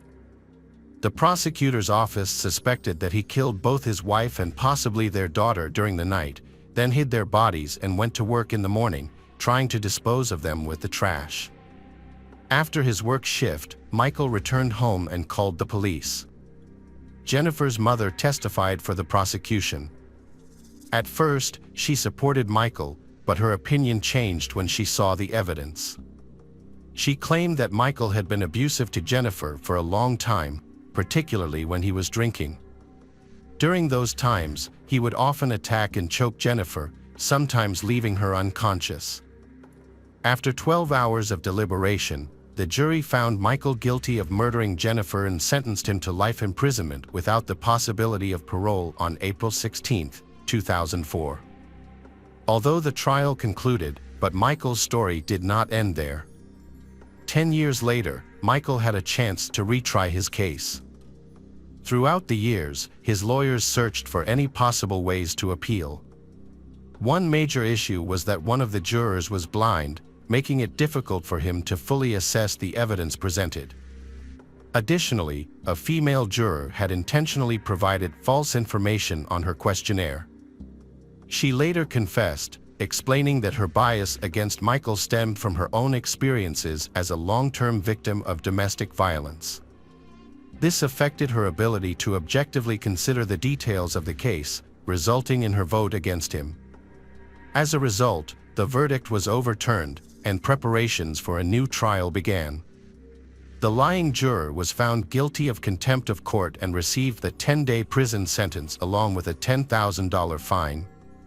In a surprising turn, the defense introduced a new suspect, a man named Philip Ruins, from Montana. He was linked to a series of brutal rapes, and both Jennifer and Abby were among his many victims. In November 2001, it was reported that he was in Colorado around the same time Abby and Jennifer went missing. Philip had a history of brutal crimes but had never faced punishment until now. In 201st, a new trial was held for him. This time, the prosecution called in an expert to analyze the crime scene. The expert suggested that the arrangement of objects in the house indicated a staged crime rather than a genuine robbery. He noted that the crime was executed clumsily and unprofessionally. According to his assessment, Jennifer was shot while she was asleep in her bed. The assailant then held her down until her heart stopped, after which he removed her body from the house and placed it in a van. Unfortunately, the expert could not provide any useful information about Abby due to a lack of evidence. Michael's family said he was heartbroken after his wife and daughter went missing. They all embraced and cried together, creating a deeply emotional scene. They found it hard to believe that he could be involved in his wife's murder. During the interrogation and trial, Michael remained quiet and composed, showing little emotion. The prosecutor interpreted his calm demeanor as a sign of guilt. However, Michael's lawyer argued that such behavior was typical for a conservative husband. Despite the lawyer's efforts, Michael was once again found guilty of murdering his wife and was sentenced to life in prison without the possibility of parole. Meanwhile, investigators were also looking into Philip. He was a convicted sexual predator serving 200 years for creating and distributing child pornography and for sexually abusing minors. Philip lured his young victims through his online forum. When police searched Philip's home, they discovered a list of victims' names that included Jennifer and Abby, with the date of the kidnapping coincides with the time of their disappearance. However, there is no physical evidence linking Philip to this crime, no fingerprints or DNA were found at the scene, and his handwriting did not match any evidence. Additionally, it is unclear how Jennifer's body ended up in the landfill, where trash from her husband's workplace was dumped. As a result, investigators did not believe Philip was involved in the murder of Jennifer or the disappearance of Abby. However, the trial against Philip Ruins for various charges was difficult. Many of his victims experienced significant mental health problems due to the violence they endured. Some faced substance addiction, while others suffered from persistent nightmares. Unfortunately, there has been little advancement in the investigation into Abby's disappearance, as Philip has not admitted to the murders of either Jennifer or Abby. Abby's body has still not been located, and her fate remains unknown. She could possibly still be alive. A portrait of Abby has been created, and debates are ongoing about whether Michael is truly guilty of his wife's murder or if he was wrongfully convicted. Hey detectives! Welcome back. We've got another mysterious case to explore. The case of Celia Barquin. Celia Barquin was born on July 6, 1996, in Point San Miguel, a village in Cantabria, northern Spain, where her family has lived for 8 generations. She then moved to Iowa on an athletic golf scholarship. Many universities offered her scholarships due to her talent, but she chose Ames, Iowa. With a population of 65,000, Ames was quiet and cozy, reminding her of her hometown in Spain. However, at that time, she did not expect that this decision would be a serious mistake.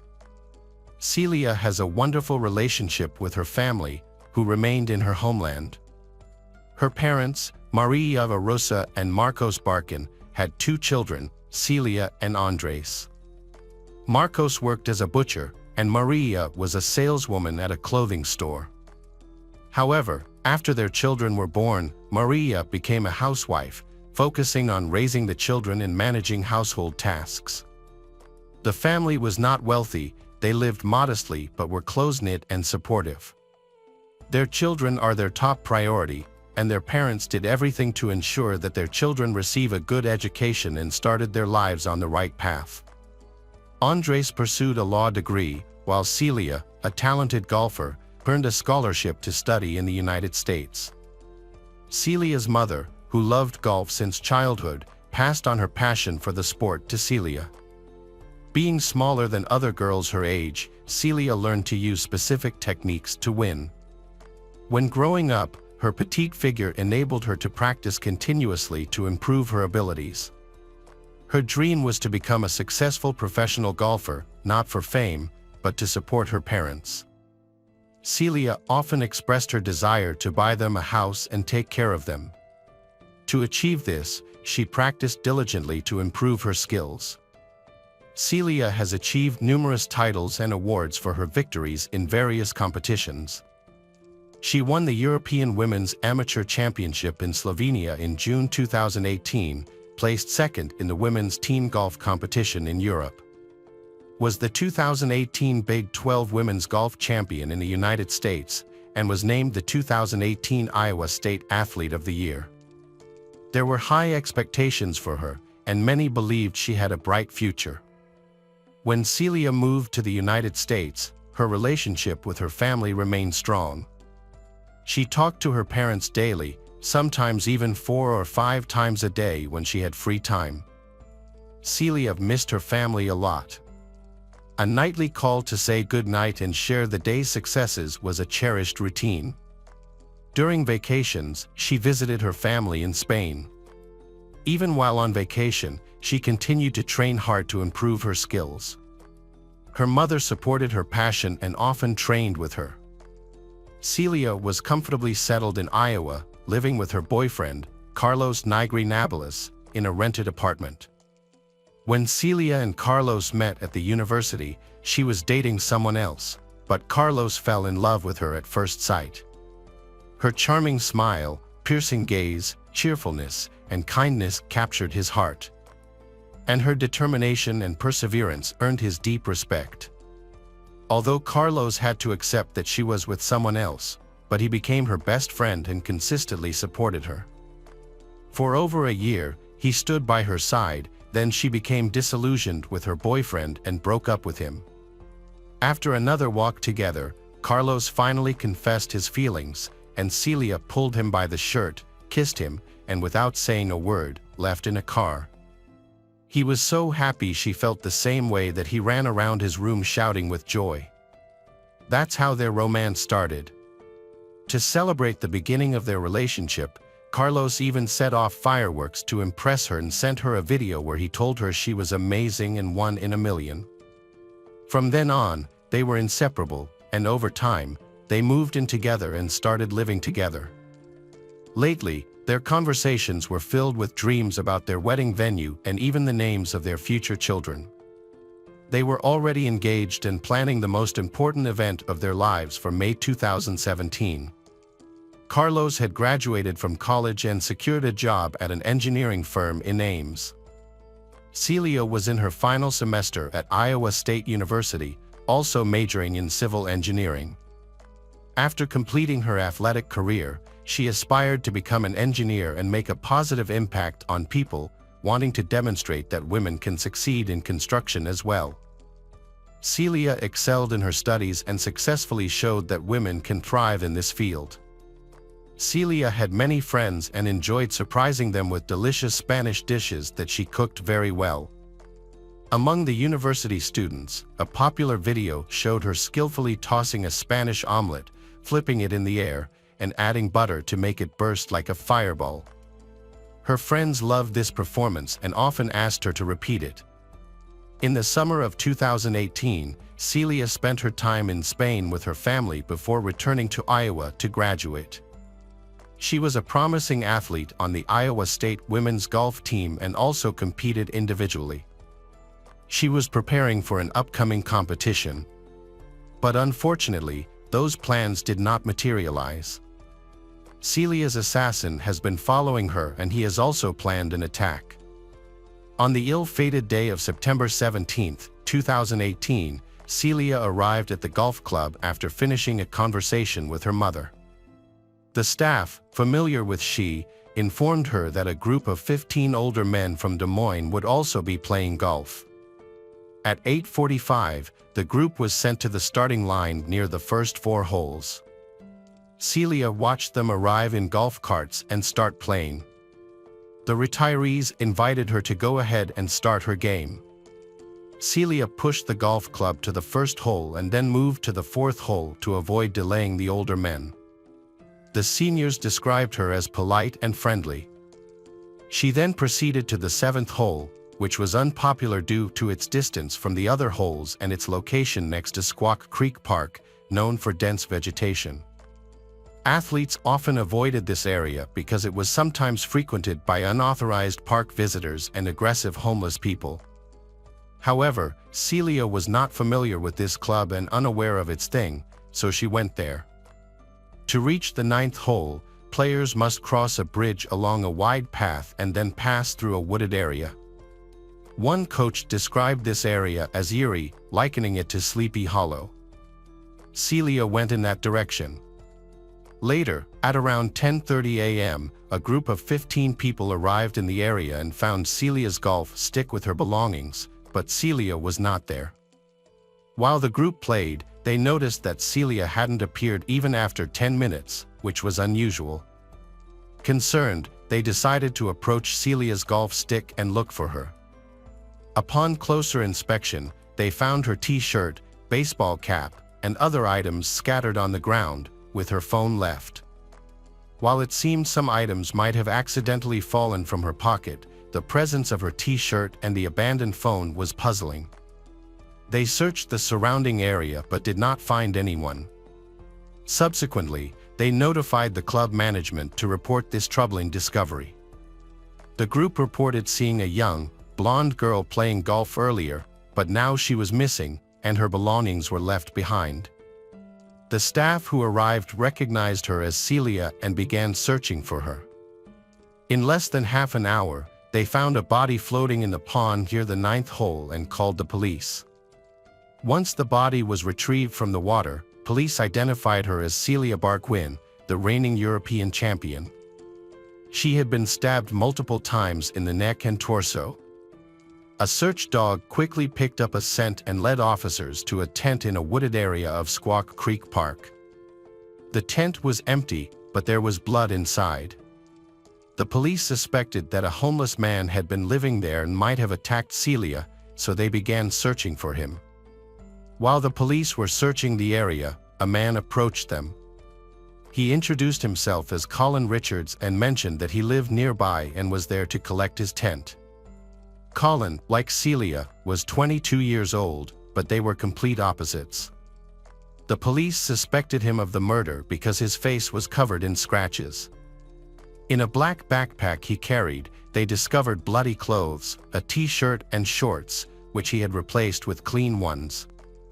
Search dogs also detected his scent. Additionally, he had a deep gash on his left arm, from which blood was oozing, and he attempted to conceal it from the officers. Based on this evidence, Colin Richards was taken into custody by the police. He was at a friend's house before the police arrived, according to Colin. 2 male acquaintances took him to the park to get his tent. When he went to retrieve it, he saw the police. He denied any involvement in the crime and claimed he had never met Celia. He said the scratches on his face were from branches he encountered while walking through the woods. Colin was known to the police for substance abuse, alcohol issues, and mental health problems. He became homeless after being released from prison 3 months before the murder. He had served about 7 months in jail for burglary and had multiple prior convictions for similar offenses, with many criminal records. Colin grew up in a dysfunctional family and was known to the police since his teenage years. Detectives interviewed 3 men who were acquaintances of his. One of these men shared a tent with Colin, while the other 2 gave him a ride from his home to the park. The homeowner allowed Colin to wash and change his clothes because he was dirty and covered in mud, blood, sand, and water. After cleaning up and changing his clothes, Colin left with his bloody clothes in a black backpack to return to the park for his tent. He intended to leave the area afterward. According to the men, Colin was acting unusual that day, extremely nervous, and very to leave.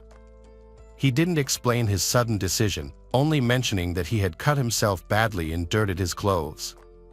Another homeless man who lived with Colin in a tent at the park mentioned that he always carried a serrated knife, which he used for household tasks.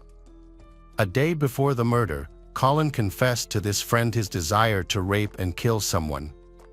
But that man thought he was just joking. Colin was charged with first-degree murder right after Celia's body was found. Investigators believed the crime was premeditated. They thought he had planned to kill someone and was looking for a she that day. The judge set bail at $5 million, but Colin, of course, didn't have that kind of money, so he remained in custody until his trial. Meanwhile, Celia's family in Spain had no idea about these tragic incidents, but they were very worried because she hadn't called them or answered their calls and messages. Police aides tried to contact their colleagues in Point San Miguel and the embassy staff in Madrid to inform Celia's family about the terrible news, but it was already past midnight in Spain and no one was working. Therefore, Celia's coach had to call her parents to inform them of their daughter's incident. After many hours of not hearing from Celia, the parents learned that their daughter had been brutally murdered. Later, a serrated knife was discovered in a wooded area, bearing the fingerprints and DNA of Colin. Furthermore, the blood found under Celia's fingernails contained fragments of Colin's skin, confirming that these Colin scratches were caused by Celia, not by branches. Initially, he denied his guilt, but eventually, overwhelmed by the evidence, he confessed. He admitted to using substances that day and not thinking clearly. He saw a beautiful young woman alone in the woods and decided she would be the perfect target. Colin had never met or known Celia before, and she was an unintended victim of his violent outburst. Since the death penalty has been abolished in Iowa since 1965, he faced a maximum sentence of life imprisonment without the possibility of parole. Colin's family attended the trial and shared details about his upbringing. His parents were never married or living together when he was born. For the first 10 years of his life, Colin lived with his father, who was strict with him. His father often sent him to bed alone while he went out to the bar. During this time, only Colin's grandparents looked after him. Later, his mother fought for custody and took Colin to live with her. By then, she had remarried and had 2 more children. They moved to the countryside, believing it was more peaceful. The family maintained strict discipline, and Colin's room was so tidy that they joked he should join the army. Colin was a diligent student, but as a teenager, he grew close to his alcoholic father and began having behavioral issues. His father attempted to discipline him, but Colin didn't listen, leading to his expulsion from the house at age 15. He fell in with a bad crowd, left school, and became addicted to alcohol and drugs. At 18, Colin had a girlfriend twice his age. In May 2015, he was arrested for domestic violence against her, found guilty, and sentenced to 60 days in jail. On another occasion, after being accused of shoplifting, he threatened to return and shoot up the place. Colin's life went out of control, but no one seemed to notice. After the domestic violence case, he was arrested multiple times over the next 2 years for theft, assault, harassment, and attempted burglary. Although he was sent to behavioral intervention courses, they didn't work. In November 2017, Colin was sentenced to 2 years at Mount Pleasant Correctional Facility for burglary in violating probation. Despite having disciplinary issues, including fights with other inmates, he was released on parole after just 7 months in June 2018 due to overcrowding in the prison. Only 3 months after his release, he killed Celia. After being released from prison, Colin was taken home by his mother and stepfather and lived with them. They had reconnected with him during his time in prison through letters.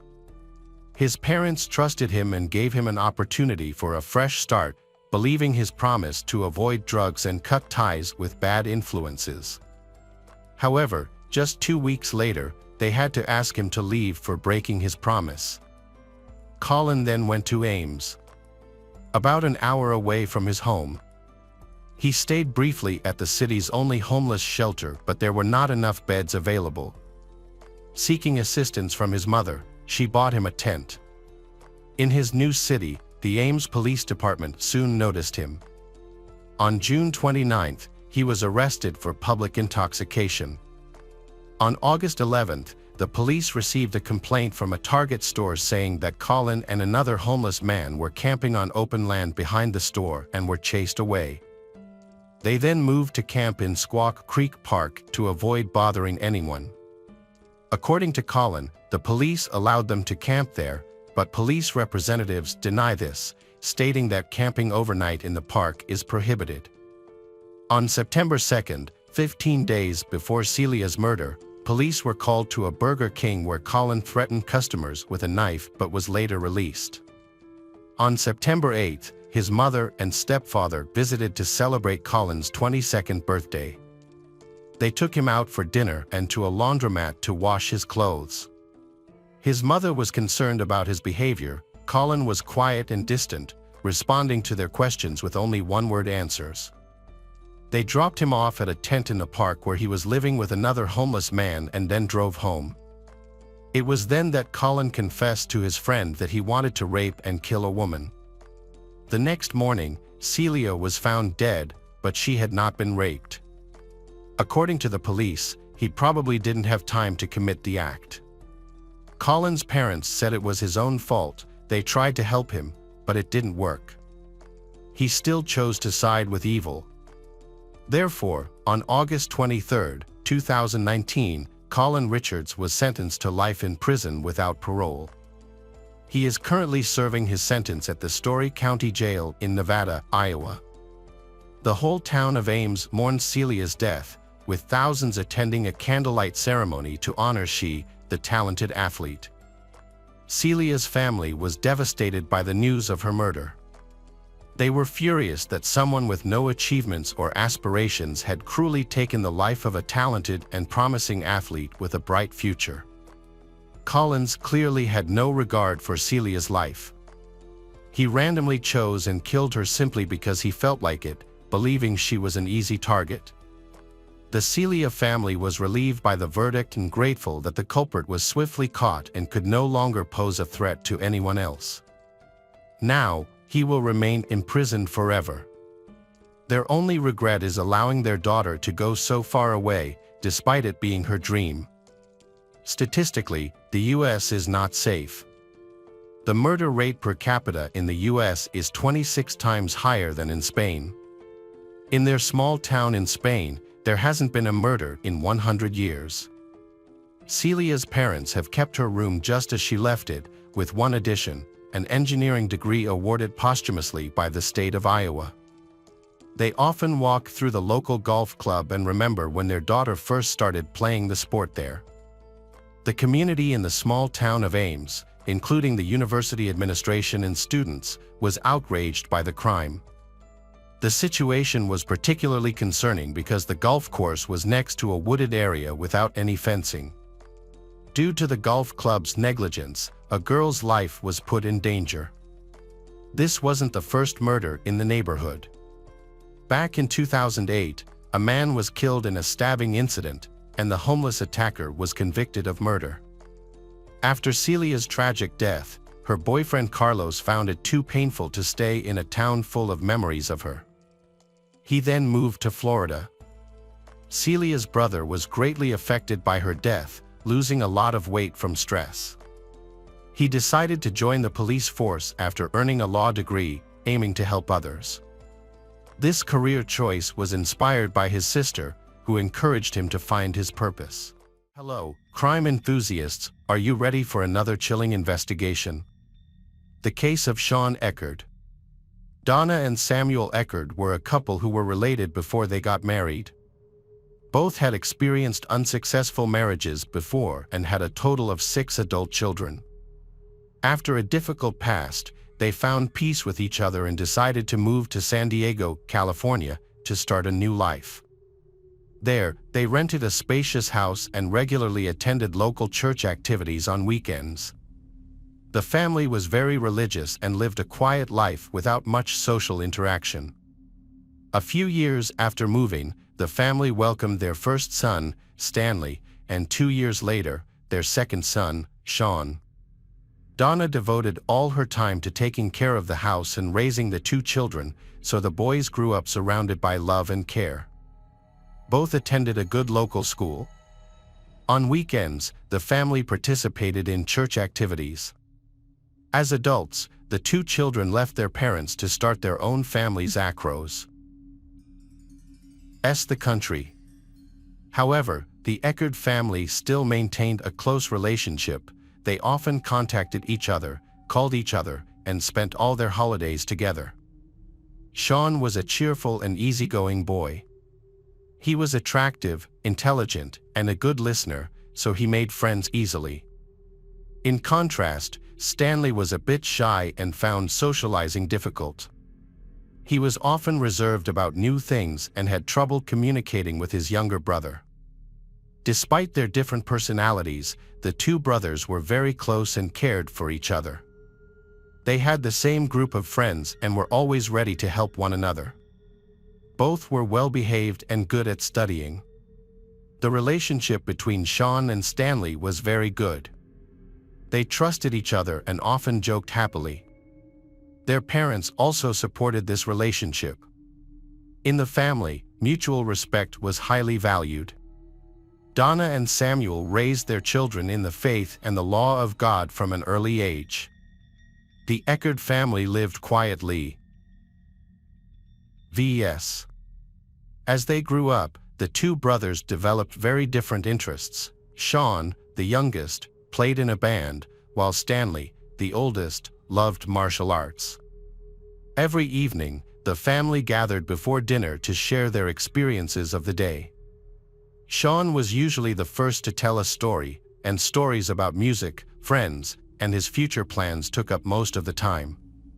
Everyone listened attentively to Sean. Stanley, on the other hand, had few opportunities to share and did not feel like he had much to say.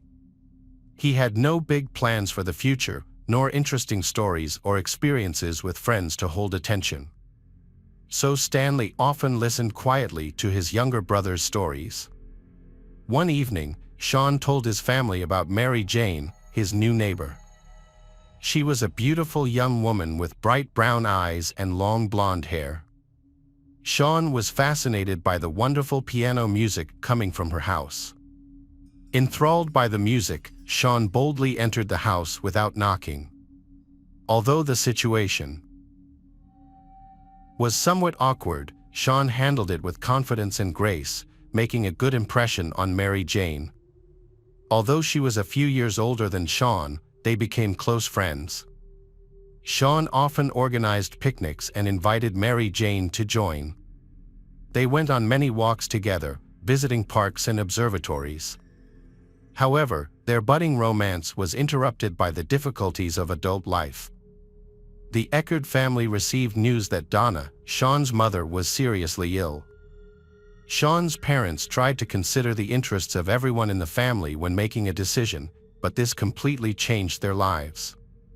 Although Sean did not want to leave his hometown, friends, and Mary Jane, he was forced to accept his parents' decision. In 2005, the Eckard family decided to leave the city where they had lived for many years and move to another state. They settled in Donna's mother's house in the small town of Spring Hill, Florida. This decision brought many positive changes to the whole family. Donna began to recover. Initially, Sean felt sad about leaving the band, familiar places, and friends, especially Mary Jane. However, with his optimistic personality, Sean quickly adapted to his new life. Gradually, he realized that life in Spring Hill was as full and meaningful as in the old place. Donna and Samuel found stable jobs at the Presbyterian church, where they spent most of their time. Donna worked at the nursery, taking care of children, while Samuel assisted at the chapel. Gradually, the two brothers regained their close relationship and made friends at their new school. Their lives seemed to be reborn in this new environment. Sean continued to join the school band, while Stanley attended a martial arts school near his new home. Despite his busy life, Sean could not stop thinking about Mary Jane. Every night after school, Sean would stay in his room and talk on the phone for hours. The conversations always ended with Sean promising to meet his girlfriend again. He promised to visit her as soon as his parents allowed it.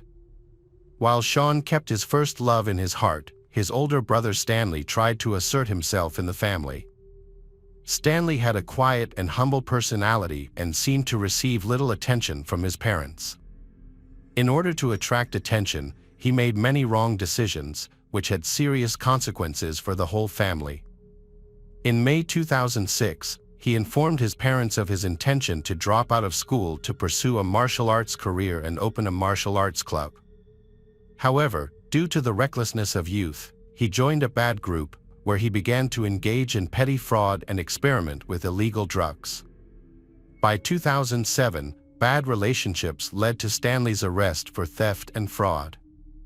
The news of his eldest son's wrongdoing shocked Donna, causing her to be hospitalized for a heart attack.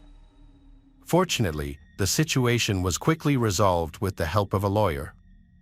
This lawyer skillfully defended Stanley by pointing out the lack of direct evidence, helping him to be quickly released and receive only a suspended sentence.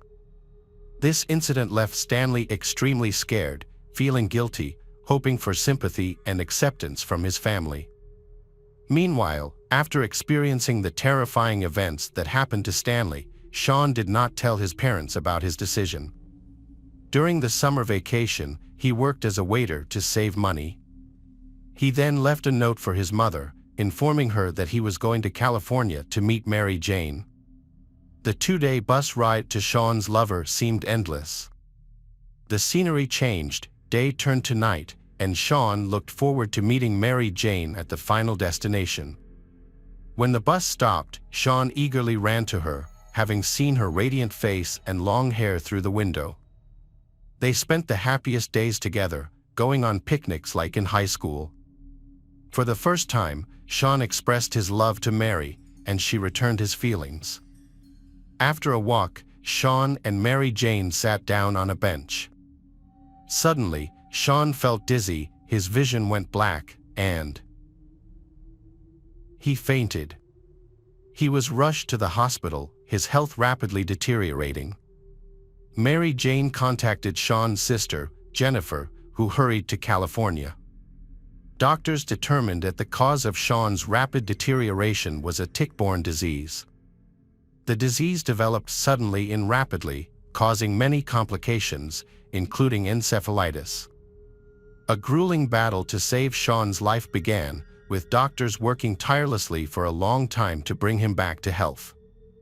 After more than a month in a coma and 6 months of rehabilitation, Sean was saved. His recovery was arduous. It was surprising that a small tick bite during a summer walk could cause such a serious illness. Jennifer took her brother back to Florida for further treatment and long-term recovery. Mary Jane was forced to stay behind, only able to communicate with her boyfriend by phone. Despite the hardships and unexpected illness, these events brought the Eckard family closer together. Donna did her best to help her beloved son Sean overcome his serious illness. She closely monitored his diet and exercise regimen. This devoted care helped Sean recover completely, but also caused Stanley to gradually harbor resentment and jealousy. After recovering, Sean continued his music studies and graduated in 2009. He dreamed of introducing Mary Jane, his favorite, to his family. However, this plan did not work out. Instead, Stanley introduced his younger brother to Samantha Rowe. Samantha, a native of Florida, quickly became friends with the two brothers. Stanley was fond of her and sympathetic towards her, while she was attracted to Sean's cheerful and outgoing personality. For a while, Stanley actively pursued Samantha, and she reciprocated his interest. They had a few romantic dates, ending in passionate kisses. Stanley was very happy, but Samantha, despite accepting his advances, could not stop thinking about Sean. Samantha wrote Sean a text message expressing her emotional and inviting him to go for a walk. Sean agreed, and the wife spent the evening walking along the river, talking about Stanley and Mary Jane. Sean had no intention of winning Samantha over because he already had a girlfriend. After being rejected, Samantha sent Stanley a text message, falsely claiming that Sean had met her and confessed that he liked her. Stanley was very angry. That night, he went up to Sean's room and they talked. At first, they spoke quietly, then argued loudly, and finally fell completely silent. The parents did not intervene in the quarrel between the two brothers because they were used to it. It was the mother who first discovered Sean missing when he did not answer the phone. The night before, Stanley had explained to his mother that Sean had left after an argument. After 2 days of searching, the police received an unusual call from Sean's sister, Jennifer. In the call, they heard only a woman's screams and a man's moans in the background. After being asked repeatedly to calm down, Jennifer finally spoke clearly to the police. She was still screaming for help and reported that her brother Stanley had killed Sean. She said that Stanley was in the house talking to his mother and that Stanley's father, Samuel, was lying next to Sean's body. She pleaded for immediate help. The police arrived at the crime scene and found a horrific sight in the backyard. Samuel was on his knees, his hands full as he tried to pull his son's body from the wet ground. He screamed and wiped the dirt off Sean. The once peaceful neighborhood, with its beautiful lawns where the two brothers often waved to neighbors, had now become the scene of a tragedy. The Eckard family, who had happily raised two sons, now faced terrible grief. One son was dead, and the other was under arrest. Stanley was arrested on suspicion of murder. During his initial interview, he claimed he had no intention of killing his brother. In a fit of rage, Stanley had hit Sean in the head, causing him to fall and die. After realizing his brother was dead, Stanley White tied up the body and buried it in the backyard. During the investigation, Stanley said, "I buried him. After all, that's what you do with dead people." This statement sounded cold and emotionless, more like the words of a serial killer than those of a loving brother. To justify his actions, Stanley said that he did it for his mother, he wanting to protect her from the shock of hearing about Sean's death. Stanley planned to move and rebury his younger brother's body after their parents died. During the interrogation, Stanley displayed many different emotions.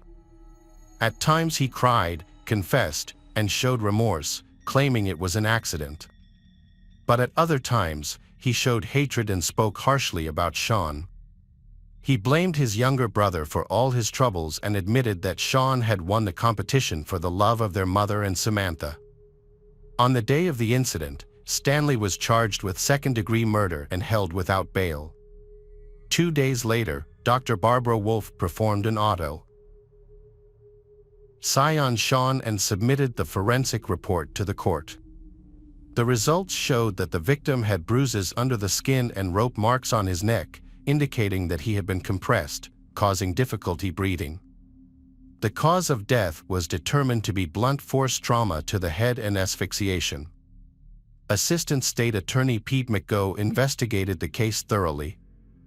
On February 25, 2011, the first hearing took place, with District Judge Stephen Rushing presiding.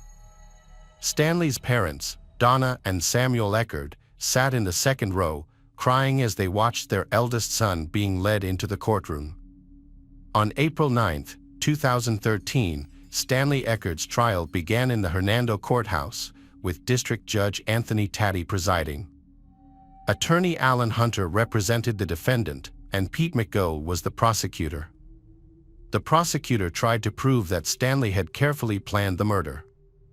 The defense attorney argued that it was just a random fight that went horribly wrong. He also highlighted Stanley's attempts to conceal the crime as a sign of remorse. Stanley Eckard is charged with first-degree murder and could face life in prison if convicted. The trial is scheduled to last 5 days, starting May 13. Judge Anthony Taddy will make the final decision. If convicted of second-degree murder, Stanley could still face life in prison. Stanley Eckard has always maintained that he did not intend to kill his brother.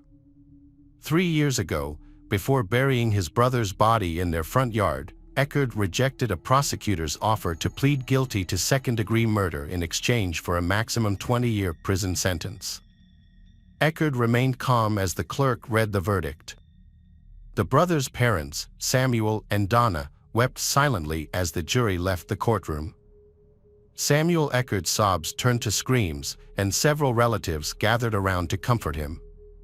The jury agreed that Stanley did not intend to kill his 19-year-old brother, Sean, but they did not completely exonerate him.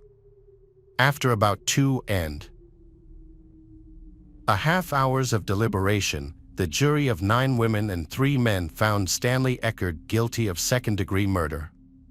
However, the Eckard family still believes Stanley's account of the events that occurred in the early morning hours of June 19, 2010, and criticized the state attorney's office for bringing the case. Samuel Eckard, Stanley's father, praised Chief Assistant Public Defender Alan Lanter for his good work in defending the case. The family questioned the appropriateness of the verdict and appealed, but their appeal was denied. Samuel expressed surprise that the jury reached its verdict so quickly but insisted that the family's belief remains unchanged. He also acknowledged one undeniable fact: after his younger brother died, Stanley dragged Sean's body out of his bedroom window and buried it in the backyard of their Spring Hill home. Samuel discovered Sean's body 2 days later. Assistant District Attorney Pete began his closing by showing the jury a photo of Sean's body. "Cu. Roulette up in the dirt." Pete emphasized that this was not a cold case and pointed out that Stanley had changed his story several times when questioned about his younger brother's death. Pete went on to say that after Sean's funeral, Stanley forged text messages from Sean's phone, claiming he was in California with his girlfriend. Stanley also forged letters from Sean to Samantha, telling her not to contact him and to focus on Stanley instead. Finally, after hours of questioning, Stanley admitted that Sean had died in a fight in the bedroom. Stanley said he heard Sean's neck snap as they hit the floor. Stanley hid the body to protect his mother, who had heart problems, and planned to tell his father after she left for work. Pete concluded that Stanley caused the injuries that led to Sean's death, which constituted murder. He highlighted Stanley's statement to police about a dispute involving Samantha, as well as Stanley's conversation with his younger brother and a friend about revenge beefo. Sean died. During that conversation, the friend said Stanley mentioned that if he wanted to kill someone, he would hit them in the back of the head and bury them in the yard. However, this evidence was not strong enough to eliminate all reasonable doubt. Alan Lanter, defending, argued that the crime did not involve a deliberate act. Stanley was involved in his younger brother's death, but it was not murder, he said. Alan cited the medical examiner's testimony, saying that the blow to the head, combined with the swelling of his brain from encephalitis, could have caused his death. The pathologist also confirmed that hitting his head on the nightstand and the two fell could have been enough to cause Sean's death. Finally, Alan reminded the jury of Donna Eckard's testimony, which stated that Sean had severe mood swings after suffering from encephalitis. In her testimony, Donna Eckard even called Sean's death an accident. The jury could have found Stanley Eckard guilty of third-degree murder or manslaughter, making this an excusable homicide case. Attorney Allen asked the jury not to let the gruesome images of Sean's body and Stanley's actions in burying it distract them from the real cause of his death. Stanley Eckard did a terrible thing after Sean died, but he was not a murderer, Allen stressed. During the final trial, Eckard's parents were devastated when Judge Anthony sentenced Samuel Eckard to 50 years in prison without parole. They felt as if they had lost both their sons on the same day. Hey detectives! Welcome back. We've got another mysterious case to explore. The case of Nancy Lagerquist. Nancy Lagerquist, an 87-year-old woman, was a resident at the Riverside Healthcare Center, where she had lived since 1988. She was born in 1902 in Hamilton, Montana, and she spent much of her life working as an executive secretary. She was also an active member of the Missoula Business and Professional Women's Club before her retirement. She remained single for her entire life and did not have any children. When she passed away, she also did not have many relatives. On July 1, 1990, Nancy was seen sleeping in her bed by a care worker at 3:30 a.m. 1 hour later, at 4:30 a.m., the care worker checked on her room again but found her missing. This caused alarm and prompted 5 staff members on the shift to conduct a search. Despite their efforts, Nancy was nowhere to be found. At 4:41 a.m., the police were notified about her disappearance. It is worth noting that Nancy required around-the-clock assistance as she was unable to walk.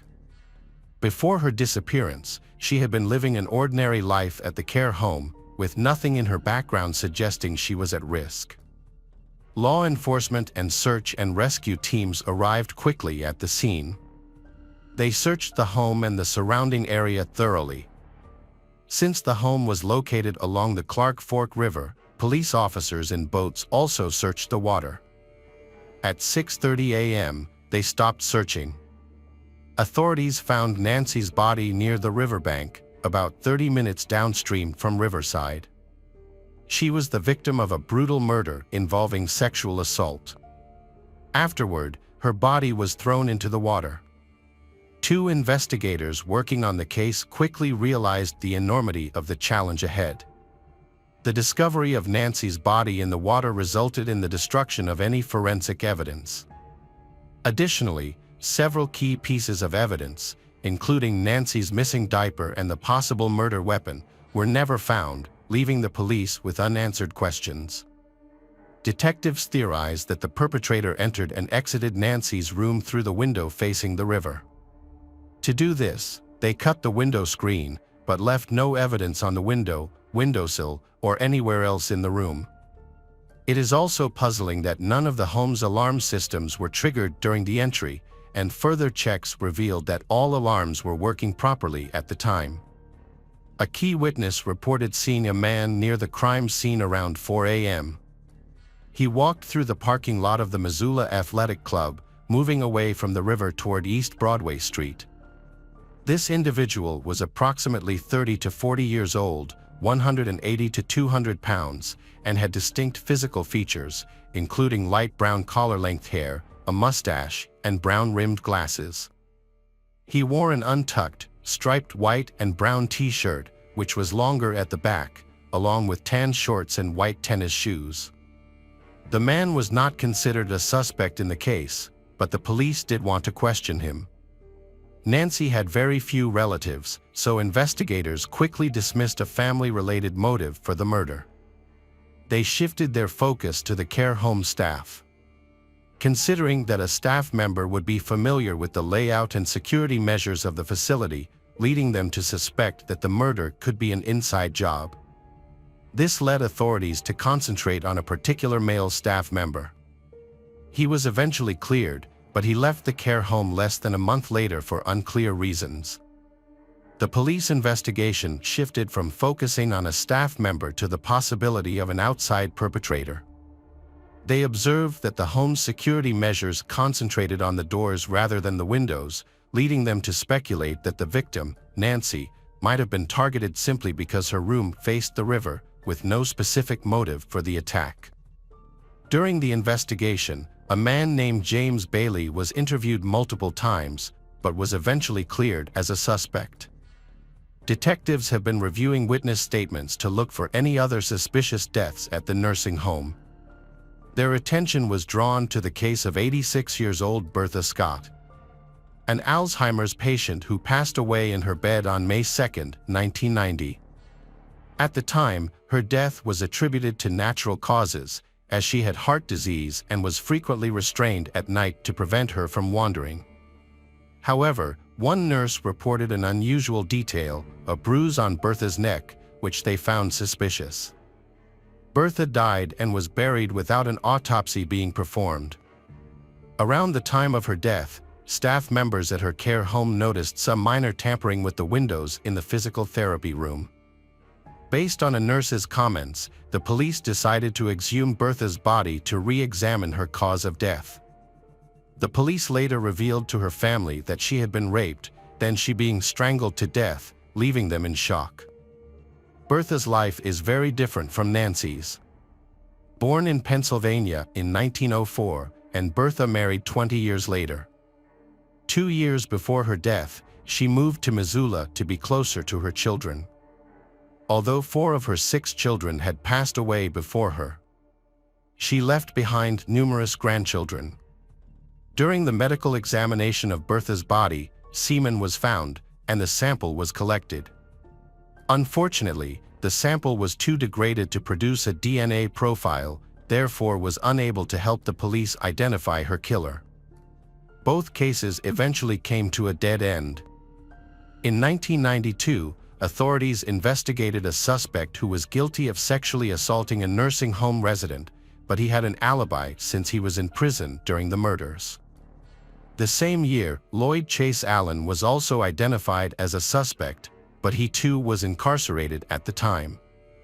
In 2002, the Missoulian reported that several residents of the care home described a mysterious man who would walk the halls at night. There are concerns about the accuracy of the information provided by these residents, so it's difficult to determine whether this man actually existed. As a result, it is that additional unsolved cases exist. Without DNA evidence or further investigation, a resolution to this case seems unlikely. Welcome back, detectives. Let's dive into another horrible case. The case of Quesera Stops Pretty Places. Quesera Stops Pretty Places was born on August 14, 2001. She grew up in a large family and was a member of the Crow and North Cheyenne Native American reservations in Montana. As a teenager, she was an exceptional athlete, enjoying various sports including basketball, football, running, cross-country, and wrestling. She also had a passion for the arts, performing in plays and singing in her high school choir at Hardin High School. Quesera is a kind and compassionate person, always caring and understanding to those she comes into contact with. In her free time, she often cared for stray animals. Her lifelong dream was to become a performer, aspiring to act and sing, with a bright future ahead of her. However, her life was tragically cut short shortly after she turned 18. Quesera was last seen in the rural town of Hardin, near the Crow Reservation, on August 24, 2019. She lives with her grandmother, who is named Yolanda Frazier. People did not know where she went, but it was clear that she did not return home. Quesera planned to meet her mother the following day for a trip to North Dakota but failed to appear. Her family began to worry when Quesera, no responding to texts, didn't answer calls, and was inactive on social media. This was unusual for her, raising concerns that something was amiss. Quesera's aunt, Celia Bulltail, went to the Bighorn County Sheriff's Office to report Quesera's niece missing. However, the office told her that she would have to wait a while before filing a report. This information proved to be false. In Montana, because Quesera was under 21 and considered a minor, police were required to conduct an immediate search. Despite this, it wasn't until August 27 that the missing persons report was finally allowed to be filed by Quesera's family. Quesera's family felt that the police did not take her disappearance seriously, they failing to conduct a search and failing to distribute flyers after she went missing. When she went missing, police initially told Celia that Quesera was probably just out with friends. Quesera had previously struggled with alcohol issues, most notably when she was found unresponsive at school in 2019 due to intoxication and required emergency medical help. After her disappearance, her family waited anxiously for any information about her whereabouts. It wasn't until 5 days later, on August 29, that a jogger stumbled upon Quesera's body near a wood pile in a backyard at the intersection of Mitchell Avenue and Rangeview Drive in the Hardin suburb, the same area where she was last seen alive. Notably, the homeowner, who had no connection to Quesera, was away at the time of the discovery. Quesera's family was not immediately notified that a body had been found, and instead, they learned about the information through social media rumors. As the news spread, they became extremely concerned. Celia attempted to visit the scene to identify the body, but was denied access and she couldn't tell if it was Quesera or not. Local news outlets were also not alerted to the discovery of the body. Quesera's mother and Yolanda visited the local mortuary on September 1 to identify a body, but they were initially told it was not Quesera's. As a result, the family continued their search for her. It wasn't until 10 days later that the body was confirmed to be Quesera's. The coroner concluded that she died on August 26 and that her death was suspicious, requiring further investigation. However, due to the advanced decomposition of her remains, the exact cause of her death could not be determined. It was also not possible to rule out asphyxiation as a cause of death. Following Quesera's body discovery, her family urged law enforcement to investigate her death. However, the family soon encountered resistance from Terry Bullis, the county coroner and owned the local funeral home Bullis Mortuary. Terry informed Quesera's mother, Geraldine, on September 12, that her daughter's remains would have to be cremated in order for them to be returned to the family. This went against the family's cultural beliefs and also meant that no further examinations of the body would be possible. Moreover, the family had chosen the Dahl Funeral Home to handle the funeral arrangements, but Terry forced them to use his business, Bullis Mortuary Funeral Home. To the family's dismay, Quesera was cremated before her other relatives could even arrive in Hardin. On September 14, the family located the site where Quesera's body was discovered with the help of nearby relatives. A few days earlier, they had tried to visit the area, but were unable to, as the scene was no longer cordoned off and there were no boundaries to where the body was discovered. They met Jason Cummings, the neighbor who had found Quesera's body. He told them that he had suggested to the police to charge her phone so they could contact the family. Unfortunately, it seemed the police had ignored his suggestion. Jason also questioned the authorities for not sealing off the crime scene, causing evidence to be destroyed. 5 days after Quesera went missing, on September 19, her family contacted the media to raise awareness about the case. However, they were surprised to discover that local news outlets, including the Billings Gazette, were unaware of the situation. The Gazette said it called the sheriff's office daily for updates on the cases, but they were not notified about Quesera's case. On the same day, Quesera's mother, Geraldine, along with Quesera's father, Alan, met with Captain Mike Fuss from the Bighorn County Sheriff's Office. They questioned Captain Fuss about why he had not contacted them or returned their calls. Captain Mike explained that he had been preoccupied with other cases.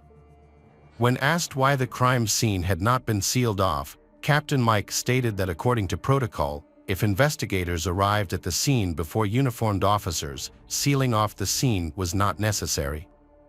However, if officers arrived first, the scene would be sealed off. Geraldine and Alan also inquired about Quesera's phone, asking why law enforcement had not charged it to examine her recent communications. Captain Mike seemed surprised that the family knew about this detail and explained that the battery was dead, so they did not attempt to use it. However, Quesera's family countered that the authorities could have charged the phone to access for recent activity. They initially claimed that not even the FBI could gain access to the phone's contents. Captain Mike reported that Quesera had apparently died from alcohol poisoning.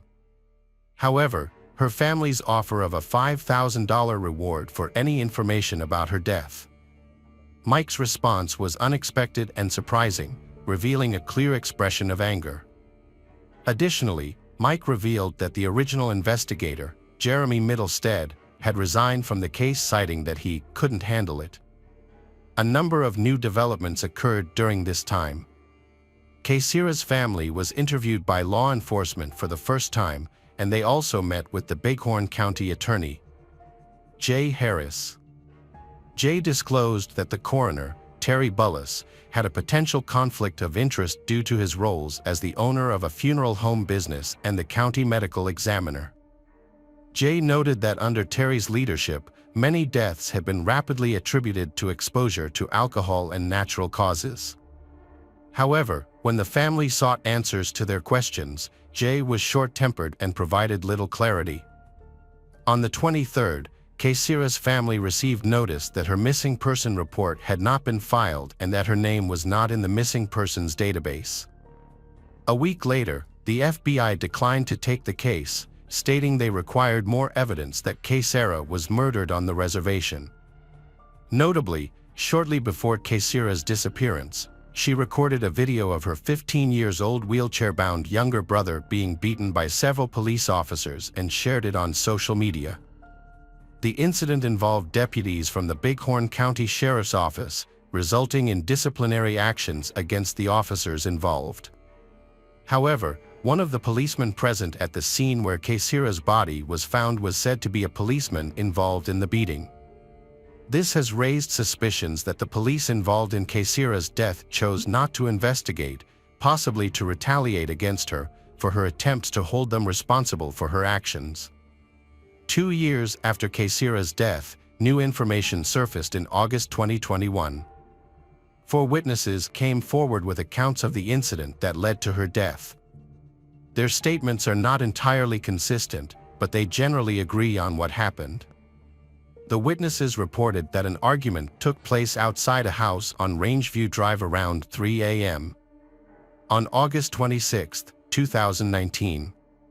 Quesera was involved in the argument with 3 other individuals, a 17-year-old girl, a 19-year-old woman, and a 23-year-old man.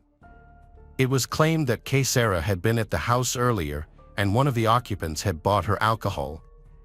At the time of her death, her blood alcohol level was 0.149. The argument prompted a nearby resident to set off their car alarm, hoping the noise would cause the group to leave. And the group dispersed in different directions. Quesera was last seen heading towards the area where her body was later found. Additional information was also revealed in the new report. Forensic analysis found no foreign DNA under Quesera's fingernails.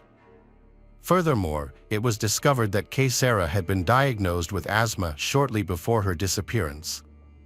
The case remains unsolved, and the authorities are still seeking information. Hi everyone, thanks for returning. Let's unravel another perplexing mystery. The case of McKenzie Lewick. McKenzie Lewick was born on March 8, 1996, to Diana and Gregory Leck. Her father worked in healthcare logistics and administration, and her mother was a homemaker. McKenzie grew up in El Segundo, a city in Los Angeles County, California, with an older brother and 2 younger brothers. McKenzie attended El Segundo High School, where she was a member of the swim team and played water polo. McKenzie was a hardworking student with a strong interest in art, music, and animals. McKenzie attended the University of Utah, where she majored in kinesiology and nursing and was a member of the Alpha Kappa Omega sorority. While in college, McKenzie shared her feminist views and switched her political orientation from major party to conservative third party. McKenzie worked at a biotesting company in Salt Lake City. McKenzie wanted to pursue a career in health sciences, discussed with her counselors plans to attend nursing or medical school, and expected to graduate in May 2020. The McKenzie family lived a normal life until everything changed on June 17, 2019. On that day, McKenzie returned to Salt Lake City, Utah, after her grandmother's funeral. She arrived at Salt Lake City International Airport around 2 a.m. and texted her mother, "Just landed and love you, Mom." When her mother Diana answered a few moments later, Diana discovered that McKenzie's phone was turned off. Her father Gregory also tried to call McKenzie but was routed to her voicemail, causing McKenzie's family to become very concerned for her safety. On June 20th, McKenzie's parents realized that her friends had not seen or heard from her either. McKenzie's friends reported her missing to the Salt Lake City Police Department. Over the next 2 weeks, while McKenzie's parents Diana, Gregory, and their 3 sons tried everything they could to find McKenzie in California, McKenzie's Alpha Kappa Omega sorority sisters organized search efforts in Utah. They even created a Facebook page called Find McKenzie Lewick to attract national media attention to the case. As police searched for clues about McKenzie, they discovered video footage of McKenzie at the airport. She was then picked up by a Lyft driver and taken to Hatch Park in North Salt Lake, about 13 miles away. Police checked McKenzie's cell phone records, confirming that McKenzie had been at the park. Police also discovered that McKenzie had exchanged several text messages with a person named AAE, whom she had allegedly met on a dating website and planned to meet in person. McKenzie's last text message to AAE was sent at 2:58 a.m. Cell phone records showed that both McKenzie and AAE were at Hatch Park at the same time. Notably, at 2:59 a.m., McKenzie's phone stopped transmitting data or location information, indicating that the phone had been turned off. Police tracked AAE's cell phone signal, which led them from the park to his home at 547 North 1000 West in a Fair Park neighborhood. Police found that AAE's cell phone was at his home at 3:07 a.m., just 7 to 8 minutes after he picked up McKenzie from the park. Since AAE was the prime suspect in McKenzie's disappearance, police decided to execute a search warrant at his home. During the search, police discovered a newly dug area in the backyard. Inside this area, they found burned human bones, muscle tissue, and charred personal items. In a nearby alley, police also discovered charred fabric and other items belonging to the victim. After the DNA from the bones matched the DNA profile of the items found, police identified the victim as McKenzie. A neighbor reported a foul odor coming from a campfire in AAE's backyard, which was also fueled by gasoline, on June 17th and again on June 18th. This is where police found a shallow grave containing bones and tissue. Police impounded AAE's car after detecting a strong smell of gasoline and finding a red gas can in the trunk. They discovered that a can of gasoline had been purchased at a local store at 9 a.m. the day McKenzie went missing. After arresting AAE, police checked his cell phone records, which showed AAE's phone was in Logan Canyon, a location where he buried McKenzie's body on June 25th. Between 2:30 p.m. and 4:30 p.m. police searched the area and found freshly disturbed soil in a wooded area near the main road, where they discovered a charred human body. On July 3rd, the medical examiner confirmed that the body was that of McKenzie. Her hands had been bound behind her back with zip ties and rope. The cause of death was determined to be blunt force trauma to the left side of the skull, and her death was classified as a homicide. On October 7, 2020, AAE pleaded guilty to first-degree aggravated murder and third-degree indignity to a human body in connection with McKenzie's death. AAE was sentenced to life in prison without parole, plus 5 years for indecent assault on McKenzie. AAE was also charged with kidnapping another woman in March 2018, whom AAE met on a dating website. In addition, AAE was charged with 19 counts of sexual exploitation of a minor. These charges arose in August 2019 when police discovered child pornography on AAE's computer while investigating McKenzie's death on July 2nd. The images reportedly showed children aged between 4 and 8. On October 1, 2020, AAE pleaded not guilty to these charges and the pornography charges were eventually dismissed. The tragic death of McKenzie Lueck has had a profound impact on her family, friends, and the entire nation. Her cheerful personality, zest for life, and desire to make a positive impact were suddenly ended by a senseless act of violence. McKenzie's story serves as an important reminder to always be cautious and safe, especially when using online dating services. Rest in peace, McKenzie Lueck. Today we're going to take a look at another horrible case with you. The case of Matthew Patrick "Matt" Podolak. Matthew Patrick, also known as Matt Pat, was born on June 10, 1975, in Ohio, USA, to Patricia Romano and Leonard Pat. During his high school years, Matthew was an active member of the hockey team. After graduating, he enlisted in the U.S. Navy. Following his time in the Navy, he landed a job at Phoenix Industrial Finishing, a company owned by his uncle. However, Matthew struggled to get along with his co-workers. According to his sister, Chrissy Duca, some colleagues were jealous of his uncle's influence and resented the fact that Matthew was being groomed to take over the business. As an outdoorsy person, Matthew enjoyed activities like boating, camping, and hunting in his free time. He also participated in softball and hockey games. In 2003, Matthew met his partner, Holly McFeature, and they started dating soon after. They moved in together in a Cleveland home and began building a life. Friends described Matthew as a happy and settled person who was eager to start a family. Within a year, they welcomed their daughter, Samantha, and 2 years later, their son, Josh. Additionally, Holly's child from a previous relationship also became part of their family. Matthew fell deeply in love with Holly, and his mother, Patricia, said he loved her with all his heart. In a short time, Matthew went from being a bachelor to a father of 3. The early years of their relationship were filled with love, passion, and mutual understanding.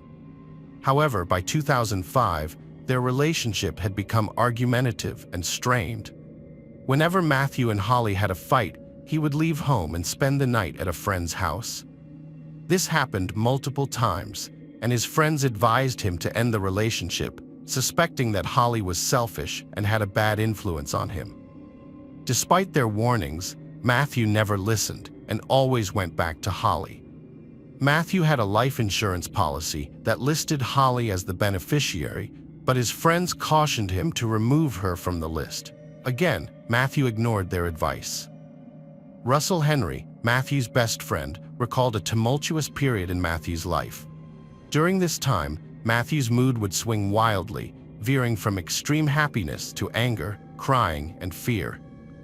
Russell understood that Matthew was struggling with depression. Despite being initially thrilled about the prospect of raising his 3 children, Matthew's outlook was overshadowed by the volatile situation at home. Russell urged Matthew to take precautions and remove guns from the house. Later, in 2006, after the hockey season ended, Matthew began gambling online and lost a significant amount of money. His family and friends grew concerned about his well-being and noticed his depression. At their suggestion, Matthew sought medical attention and was prescribed antidepressants. However, by the spring of 2006, Matthew's health began to decline rapidly, prompting Russell to express grave concern about his physical well-being by Memorial Day weekend. Russell had asked Matthew to help him move a motor from one boat to another. However, Matthew, who was once very strong, had since gained weight and was struggling with the task. He was sweating heavily, complaining of back pain, and claimed to have lost his strength. Concerned, Russell advised Matthew to see a doctor and recommended Dr. Thomas Mandat. Matthew scheduled an appointment with Dr. Mandat for July 26, 2006.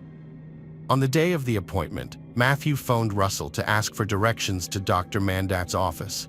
During their conversation, Russell overheard Holly yelling at Matthew in the background, telling him he was too stupid to remember where the doctor's office was. The doctor's appointment revealed that Matthew's primary complaint was back pain. After examining him, Dr. Mandat diagnosed Matthew with kidney stones and prescribed medication to help him pass the stones and manage the associated pain. A few days later, on July 30th, Matthew called his father to share that he had bought a fishing rod for his daughter and invited him and Russell to go fishing together soon. Matthew's father said his son was looking forward to a meeting, but later that evening, Matthew attended a party with Russell Henry, who testified that Matthew was in bad physical shape. He had gained weight, was sweating heavily, and had trouble walking due to extreme back pain. After the party, Holly contacted Matthew's father, telling him she had called 911 because something was wrong with his son. The father briefly spoke to Matthew over the phone and found him confused and upset. An ambulance took Matthew to Parma General Hospital, where doctors suspected organ failure. Tests revealed that Matthew's kidneys had failed, and he had metabolic acidosis, a condition in which the blood becomes too acidic. Dr. Mandat, part of the emergency medical team, suspected that Matthew might have ingested a toxic substance like methanol or antifreeze. Holly denied that Matthew had swallowed anything harmful. Tragically, Matthew died the next day, July 31, 2006, due to kidney failure. Dr. Mandat explained that metabolic acidosis is usually caused by respiratory problems, but not in this case. He added that ethylene glycol, a toxic substance found in antifreeze, can also cause metabolic acidosis. Matthew's family and friends were devastated by his death, but Holly showed no emotional response. In fact, her friend Rebecca Vega was surprised by Holly's lack of emotions when they made funeral arrangements together. At the wake, Matthew's father had to ask Holly to enter the room where the casket was, and she seemed unbothered. Russell Henry described her as acting like nothing had happened, almost as if she was at a party. What's more, Holly's actions soon after Matthew's death raised suspicions. The day after his death, she used his bank card to withdraw money from an ATM and wrote checks in his name, emptying his bank account. Her mom reported this activity to the police, leading to Holly's arrest and charges of forgery. Holly agreed to repay the money and was placed on probation for a year. Her family claimed she was trying to get money to care for their children, but it's worth noting that Holly was also a beneficiary of Matthew's life insurance policy, although it was a small amount of $10,000. 2 weeks after Matthew's death, Rebecca Vega visited Holly and was concerned to see cleaning solvents lying around the kitchen, given the young age of the children in the home. Holly was questioned about Matthew's death. She mentioned that one of the items found was antifreeze, which Matthew used to winterize his boat. However, Russell Henry, Matthew's best friend, testified that Matthew hadn't had a working boat since 2004 or 2005 when the engine failed. Michael Jama, a Cleveland police officer, had been friends with Holly since 2002. He would often visit her home, where she would babysit his children, and they would chat over coffee. To avoid interrupting her or any other man, he would call ahead. One day, when he called, Holly told him he didn't need to worry about calling ahead anymore because Matthew had passed away the previous week. Holly discussed Matthew's death in a surprisingly casual tone, mentioning that he had kidney problems and pain from playing hockey.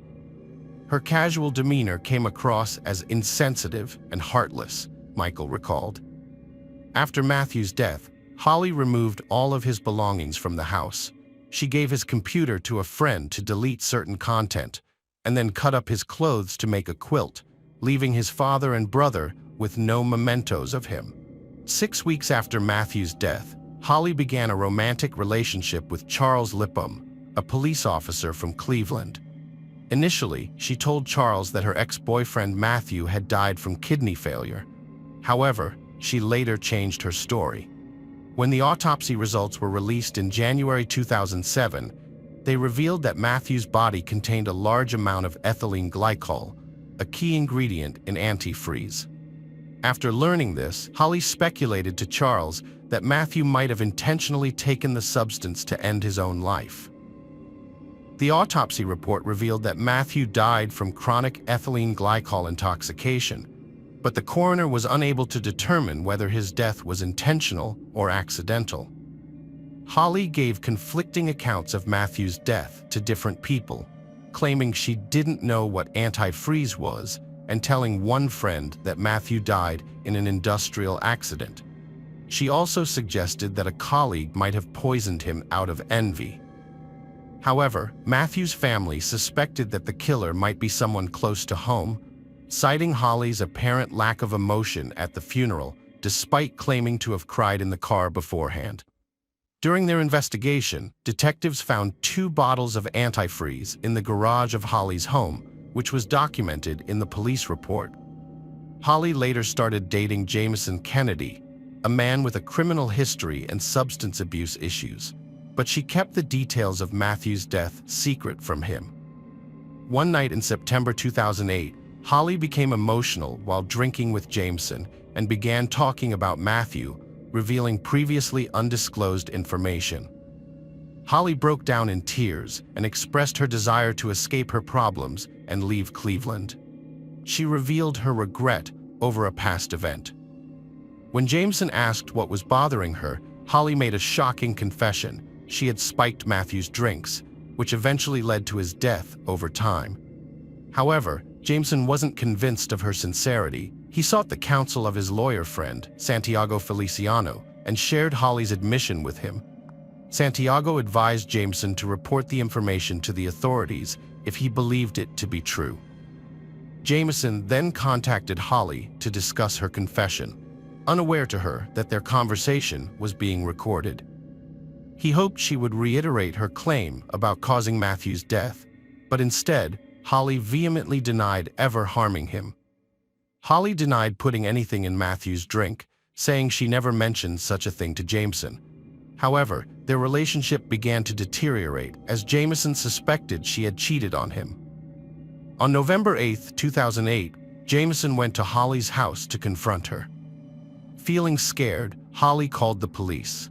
When they arrived, Jameson attacked them and was arrested for assault. He was later found guilty and sentenced to 10 years in prison. After his arrest, Jameson told the police that Holly had confessed to him about her involvement in Matthew's death. This new information led the police to reopen the case, which had stalled since the 2007 autopsy report. The investigation was reinvigorated as more evidence pointed to Holly's involvement in Matthew's death. Dr. Galita conducted the autopsy on Matthew Pat's body. 6 months after the autopsy, Dr. Galita issued a report detailing his findings, which was co-signed by then-County Coroner Dr. Elizabeth Balge. The report concluded that Matthew died from chronic ethylene glycol intoxication, but the manner of death remained unknown. Dr. Galita explained that the ingested ethylene glycol entered Matthew's bloodstream and then his liver, where it was rapidly broken down by alcohol dehydrogenase. This process transformed the ethylene glycol into oxalate, which then combined with calcium to form calcium oxalate crystals. Notably, Matthew's kidneys contained an extremely large amount of these crystals. Dr. Galita's testimony revealed that Matthew's flank pain, which started on May 20, 2006, was caused by kidney crystals. During the examination, Dr. Galita found not only kidney damage, but also signs of the kidneys trying to heal. Further examination showed that Matthew had crystals in his heart and brain. Dr. Galita also diagnosed severe acute myocarditis, a heart muscle inflammation that takes at least 3 weeks to develop. Dr. Galita concluded that Matthew's death was a result of prolonged ethylene glycol intoxication, which led to a series of acute events and sublethal poisonings over a period of at least 3 months. Matthew's friends confirmed that his go-to drink was raspberry iced tea, which he would bring to work in a thermos or the original container, often a half or whole gallon jug. One friend, Michael, recalled that Holly McPhee would occasionally bring lunch to Matthew, which always included a half or whole gallon container of iced tea. During their investigation, police seized 2 bottles of antifreeze, one Peak brand, one Saturn brand, from Holly's garage in August 2007, after she had moved out. 3 years after the initial autopsy results, the report was revised in 2010. The updated report, signed by Dr. Frank Miller, the county coroner, concluded that Matthew Pat's death was caused by chronic ethylene glycol poisoning and was a homicide. Although the cause of death remained the same, the revised report changed the manner of death from undetermined to homicide. 6 years after Matthew's death, authorities finally decided to take action, charging Holly McPhee in July 2012 with aggravated deprivation of Matthew Pat's life. In 2013, Holly pleaded not guilty and faced trial. The prosecution's case relied on circumstantial evidence and featured 15 witnesses, including Matthew's family and friends, his doctor, and police officers who investigated the case. During the trial, witnesses testified about Holly's suspicious behavior, a phone call Matthew made before visiting his doctor, and the fact that Matthew hadn't owned a working boat since 2004, eliminating any need for antifreeze. Meanwhile, Holly's lawyers argued that Matthew's family and friends had prejudged her guilt and pressured law enforcement to pursue charges against her. Holly's legal team claimed that she was not responsible for Matthew's death. They suggested that Matthew was struggling with depression due to his online gambling losses, work issues, and difficulties communicating with his young child, which led him to intentionally ingest a lethal dose of antifreeze. The defense claimed Matthew died from a single dose of antifreeze, not multiple doses over time. They presented Dr. Robert Bucks, who testified that Matthew's death was due to acute poisoning, indicating a single ingestion of ethylene glycol consistent with suicide. Dr. Bucks disagreed with Dr. Galita's myocarditis diagnosis, instead believing Matthew had a heart attack. He added that myocarditis can occur independently of ethylene glycol poisoning, and flank pain isn't a typical symptom. Dr. Bucks claimed kidney stones aren't related to ethylene glycol poisoning, but the state presented contradictory evidence. Matthew struggled with depression, but was committed to being a good father. Jameson Kennedy testified that Holly confessed to mixing something into Matthew's drinks, but Holly denied it. Kennedy's credibility was questionable, but Sergeant Quinn confirmed Kennedy's statement was made when Matthew's cause of death was unknown. The jury delivered a guilty verdict on August 28, 2013, sentencing Holly to life in prison with parole possible after 30 years. The case relied on circumstantial evidence and witness testimony. Hello friends, welcome to our channel. Today we're going to take a look at another horrible case with you, the case of Amato family. Margaret and Chad Robert Amato got married in the mid-1900s. At the time, Margaret had a 3-year-old son named Jason from a previous marriage. Chad was not deterred by this and was willing to raise Jason as his own. They had 2 more sons, Grant and Cody. Grant was very shy and found it difficult to make friends, so he relied on his brothers for companionship. As he grew up, Grant remained modest and introverted, still struggling to connect with his peers. After their eldest brother Jason left home, Grant became especially close to Cody. The 2 brothers pursued medical degrees together and eventually became anesthesiologists. However, Grant often made mistakes and needed Cody to double-check his work. In August 2018, Cody took a break from work and decided to travel the world for a change of scenery. He dreamed of visiting Japan and invited Grant and their best friend, Jeremy, to join him on the journey. Grant became fixated on a mysterious webcam model named Sylvie, aka Sylvia Vanessa Lavova from Bulgaria, after meeting her on a website where he paid for private online interactions with various women. He began to believe that Sylvie genuinely cared for him and that they could have a real relationship. To ensure her loyalty, Grant spent thousands of dollars daily and showered her with expensive gifts such as lingerie and jewelry, which she would wear during their video calls. Desperate to impress Sylvie, Grant fabricated stories and lost touch with reality. He lied about living alone in a large house, owning a successful business, and having the ability to lavish her with money. To back up his claims, Grant sent her large sums of money, starting with a few thousand, then $10,000, and eventually $100,000 as a birthday gift. Grant's excessive spending from his parents' accounts eventually caught their attention. At first, he claimed it was for his online project, but Chad and Margaret soon realized he was lying. This led to a major family argument, with his father demanding he leave the house immediately. However, his mother and Cody intervened on his behalf.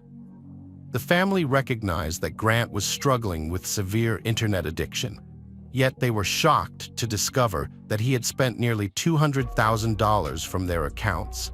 A search of his room revealed vials of potent substances, which Grant claimed he used to cope with the emotional strain.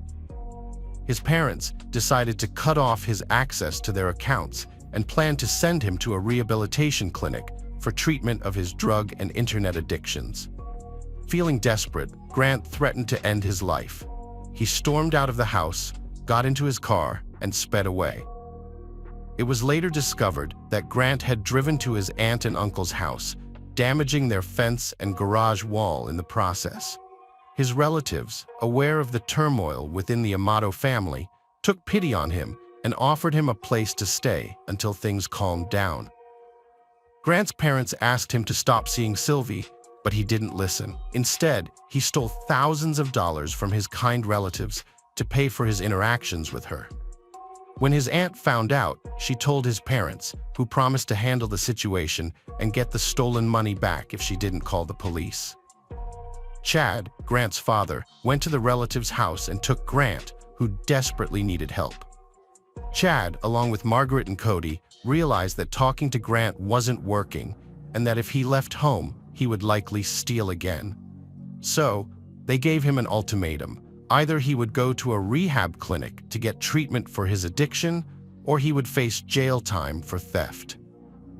Grant reluctantly agreed to enter the clinic, where he would spend 2 months away from temptations. Grant was admitted to a medical institution in December 2018 to receive treatment for his drug and internet addictions. While he was in treatment, his parents accessed his computer and were shocked to discover that he had been spending thousands of dollars a day from their family accounts on a woman named Sylvie.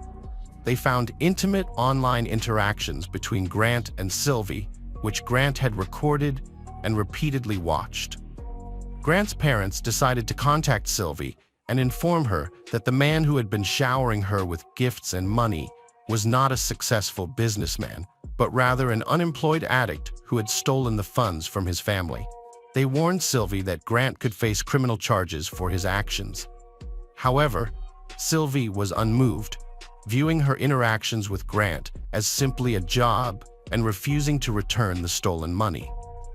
On January 5, 2019, Grant suddenly returned home from treatment, having completed less than a quarter of the rehabilitation program. He had fled the clinic, where he had shown complete non-compliance with the program. Grant tearfully promised to turn his life around and get a job, but threatened to end his life if his parents forced him to return to the rehab center. His parents agreed to let him stay home, but only under strict conditions. Grant was on a tight leash: no computer use, a strict daily routine, and close monitoring of his earnings. To help him get back on track, he was given a part-time job at a local grocery warehouse, which he held for about 3 weeks. Grant appeared to be cooperative, leading his parents to believe he had overcome his addictions and matured. However, on Thursday, January 24, 2019, Grant convinced his mother to let him use the laptop for a short time to check his email and post his resume online, hoping to find a better job than his current warehouse position. Margaret trusted her son and allowed him to use the laptop, a decision that would prove to be a critical mistake. As soon as Grant got online, he tried to contact Sylvie, but he discovered that his parents had already exposed the truth about him to her. Feeling betrayed, Grant believed his parents had humiliated him in front of the only woman he loved, and he sought revenge.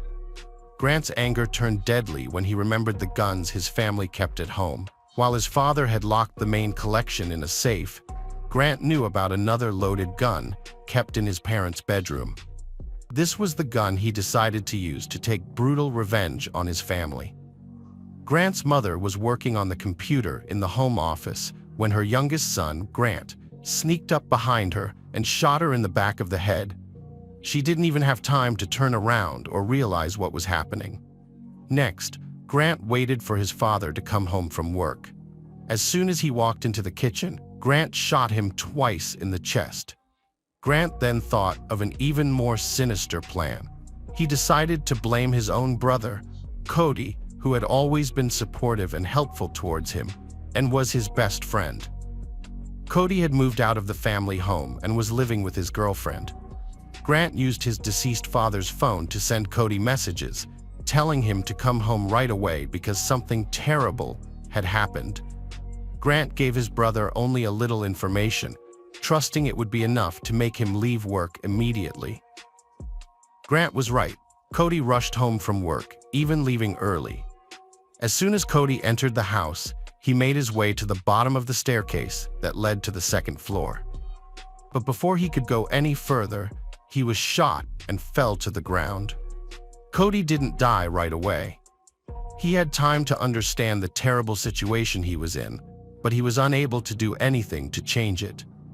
Grant murdered his family and then carefully covered his tracks. He wiped his fingerprints from the pistol, placed it in his brother's hand to frame him, and left it next to the bodies to make it seem like Cody had killed their parents and then taken his own life. Grant then calmly packed his belongings, downloaded incriminating video files from the computer, and even sent a text to Sylvie to tie up loose ends. He loaded his essentials into the car and drove away.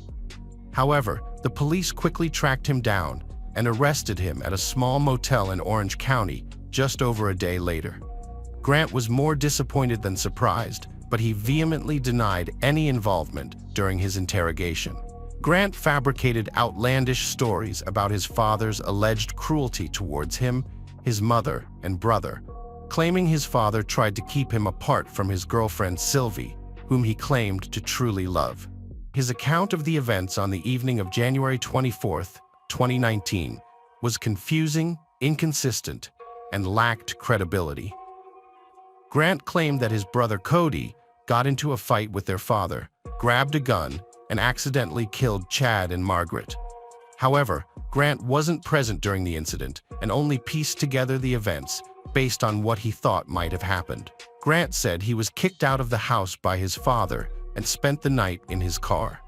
The next morning, he drove away without knowing what had occurred at home. However, his story had many inconsistencies and didn't add up. The evidence suggested that Grant was the one who had killed his family members. As a result, Grant was arrested and charged with the murder of his father, brother, and Margaret. He was held in custody on a $750,000 bond, which he couldn't afford to pay. The trial began on July 15, 2019. Almost all the witnesses who testified, including Grant's brother Jason, relatives, and Cody's friend Jeremy, spoke against Grant. Those who knew him described Grant as a person with addiction problems, a compulsive liar, and a thief. He had even stolen money from Jeremy during their trip to Japan. The key evidence against Grant was a large bank transfer from his brother Chad's account to his own younger son's account, which took place late at night after the family members had been murdered. To authorize the transfer, Grant had used the finger of his deceased father to bypass the account's biometric identification system. The prosecution sought the death penalty, arguing that Grant's actions were premeditated and heinous. However, the defense claimed that Grant was mentally ill and required treatment rather than punishment.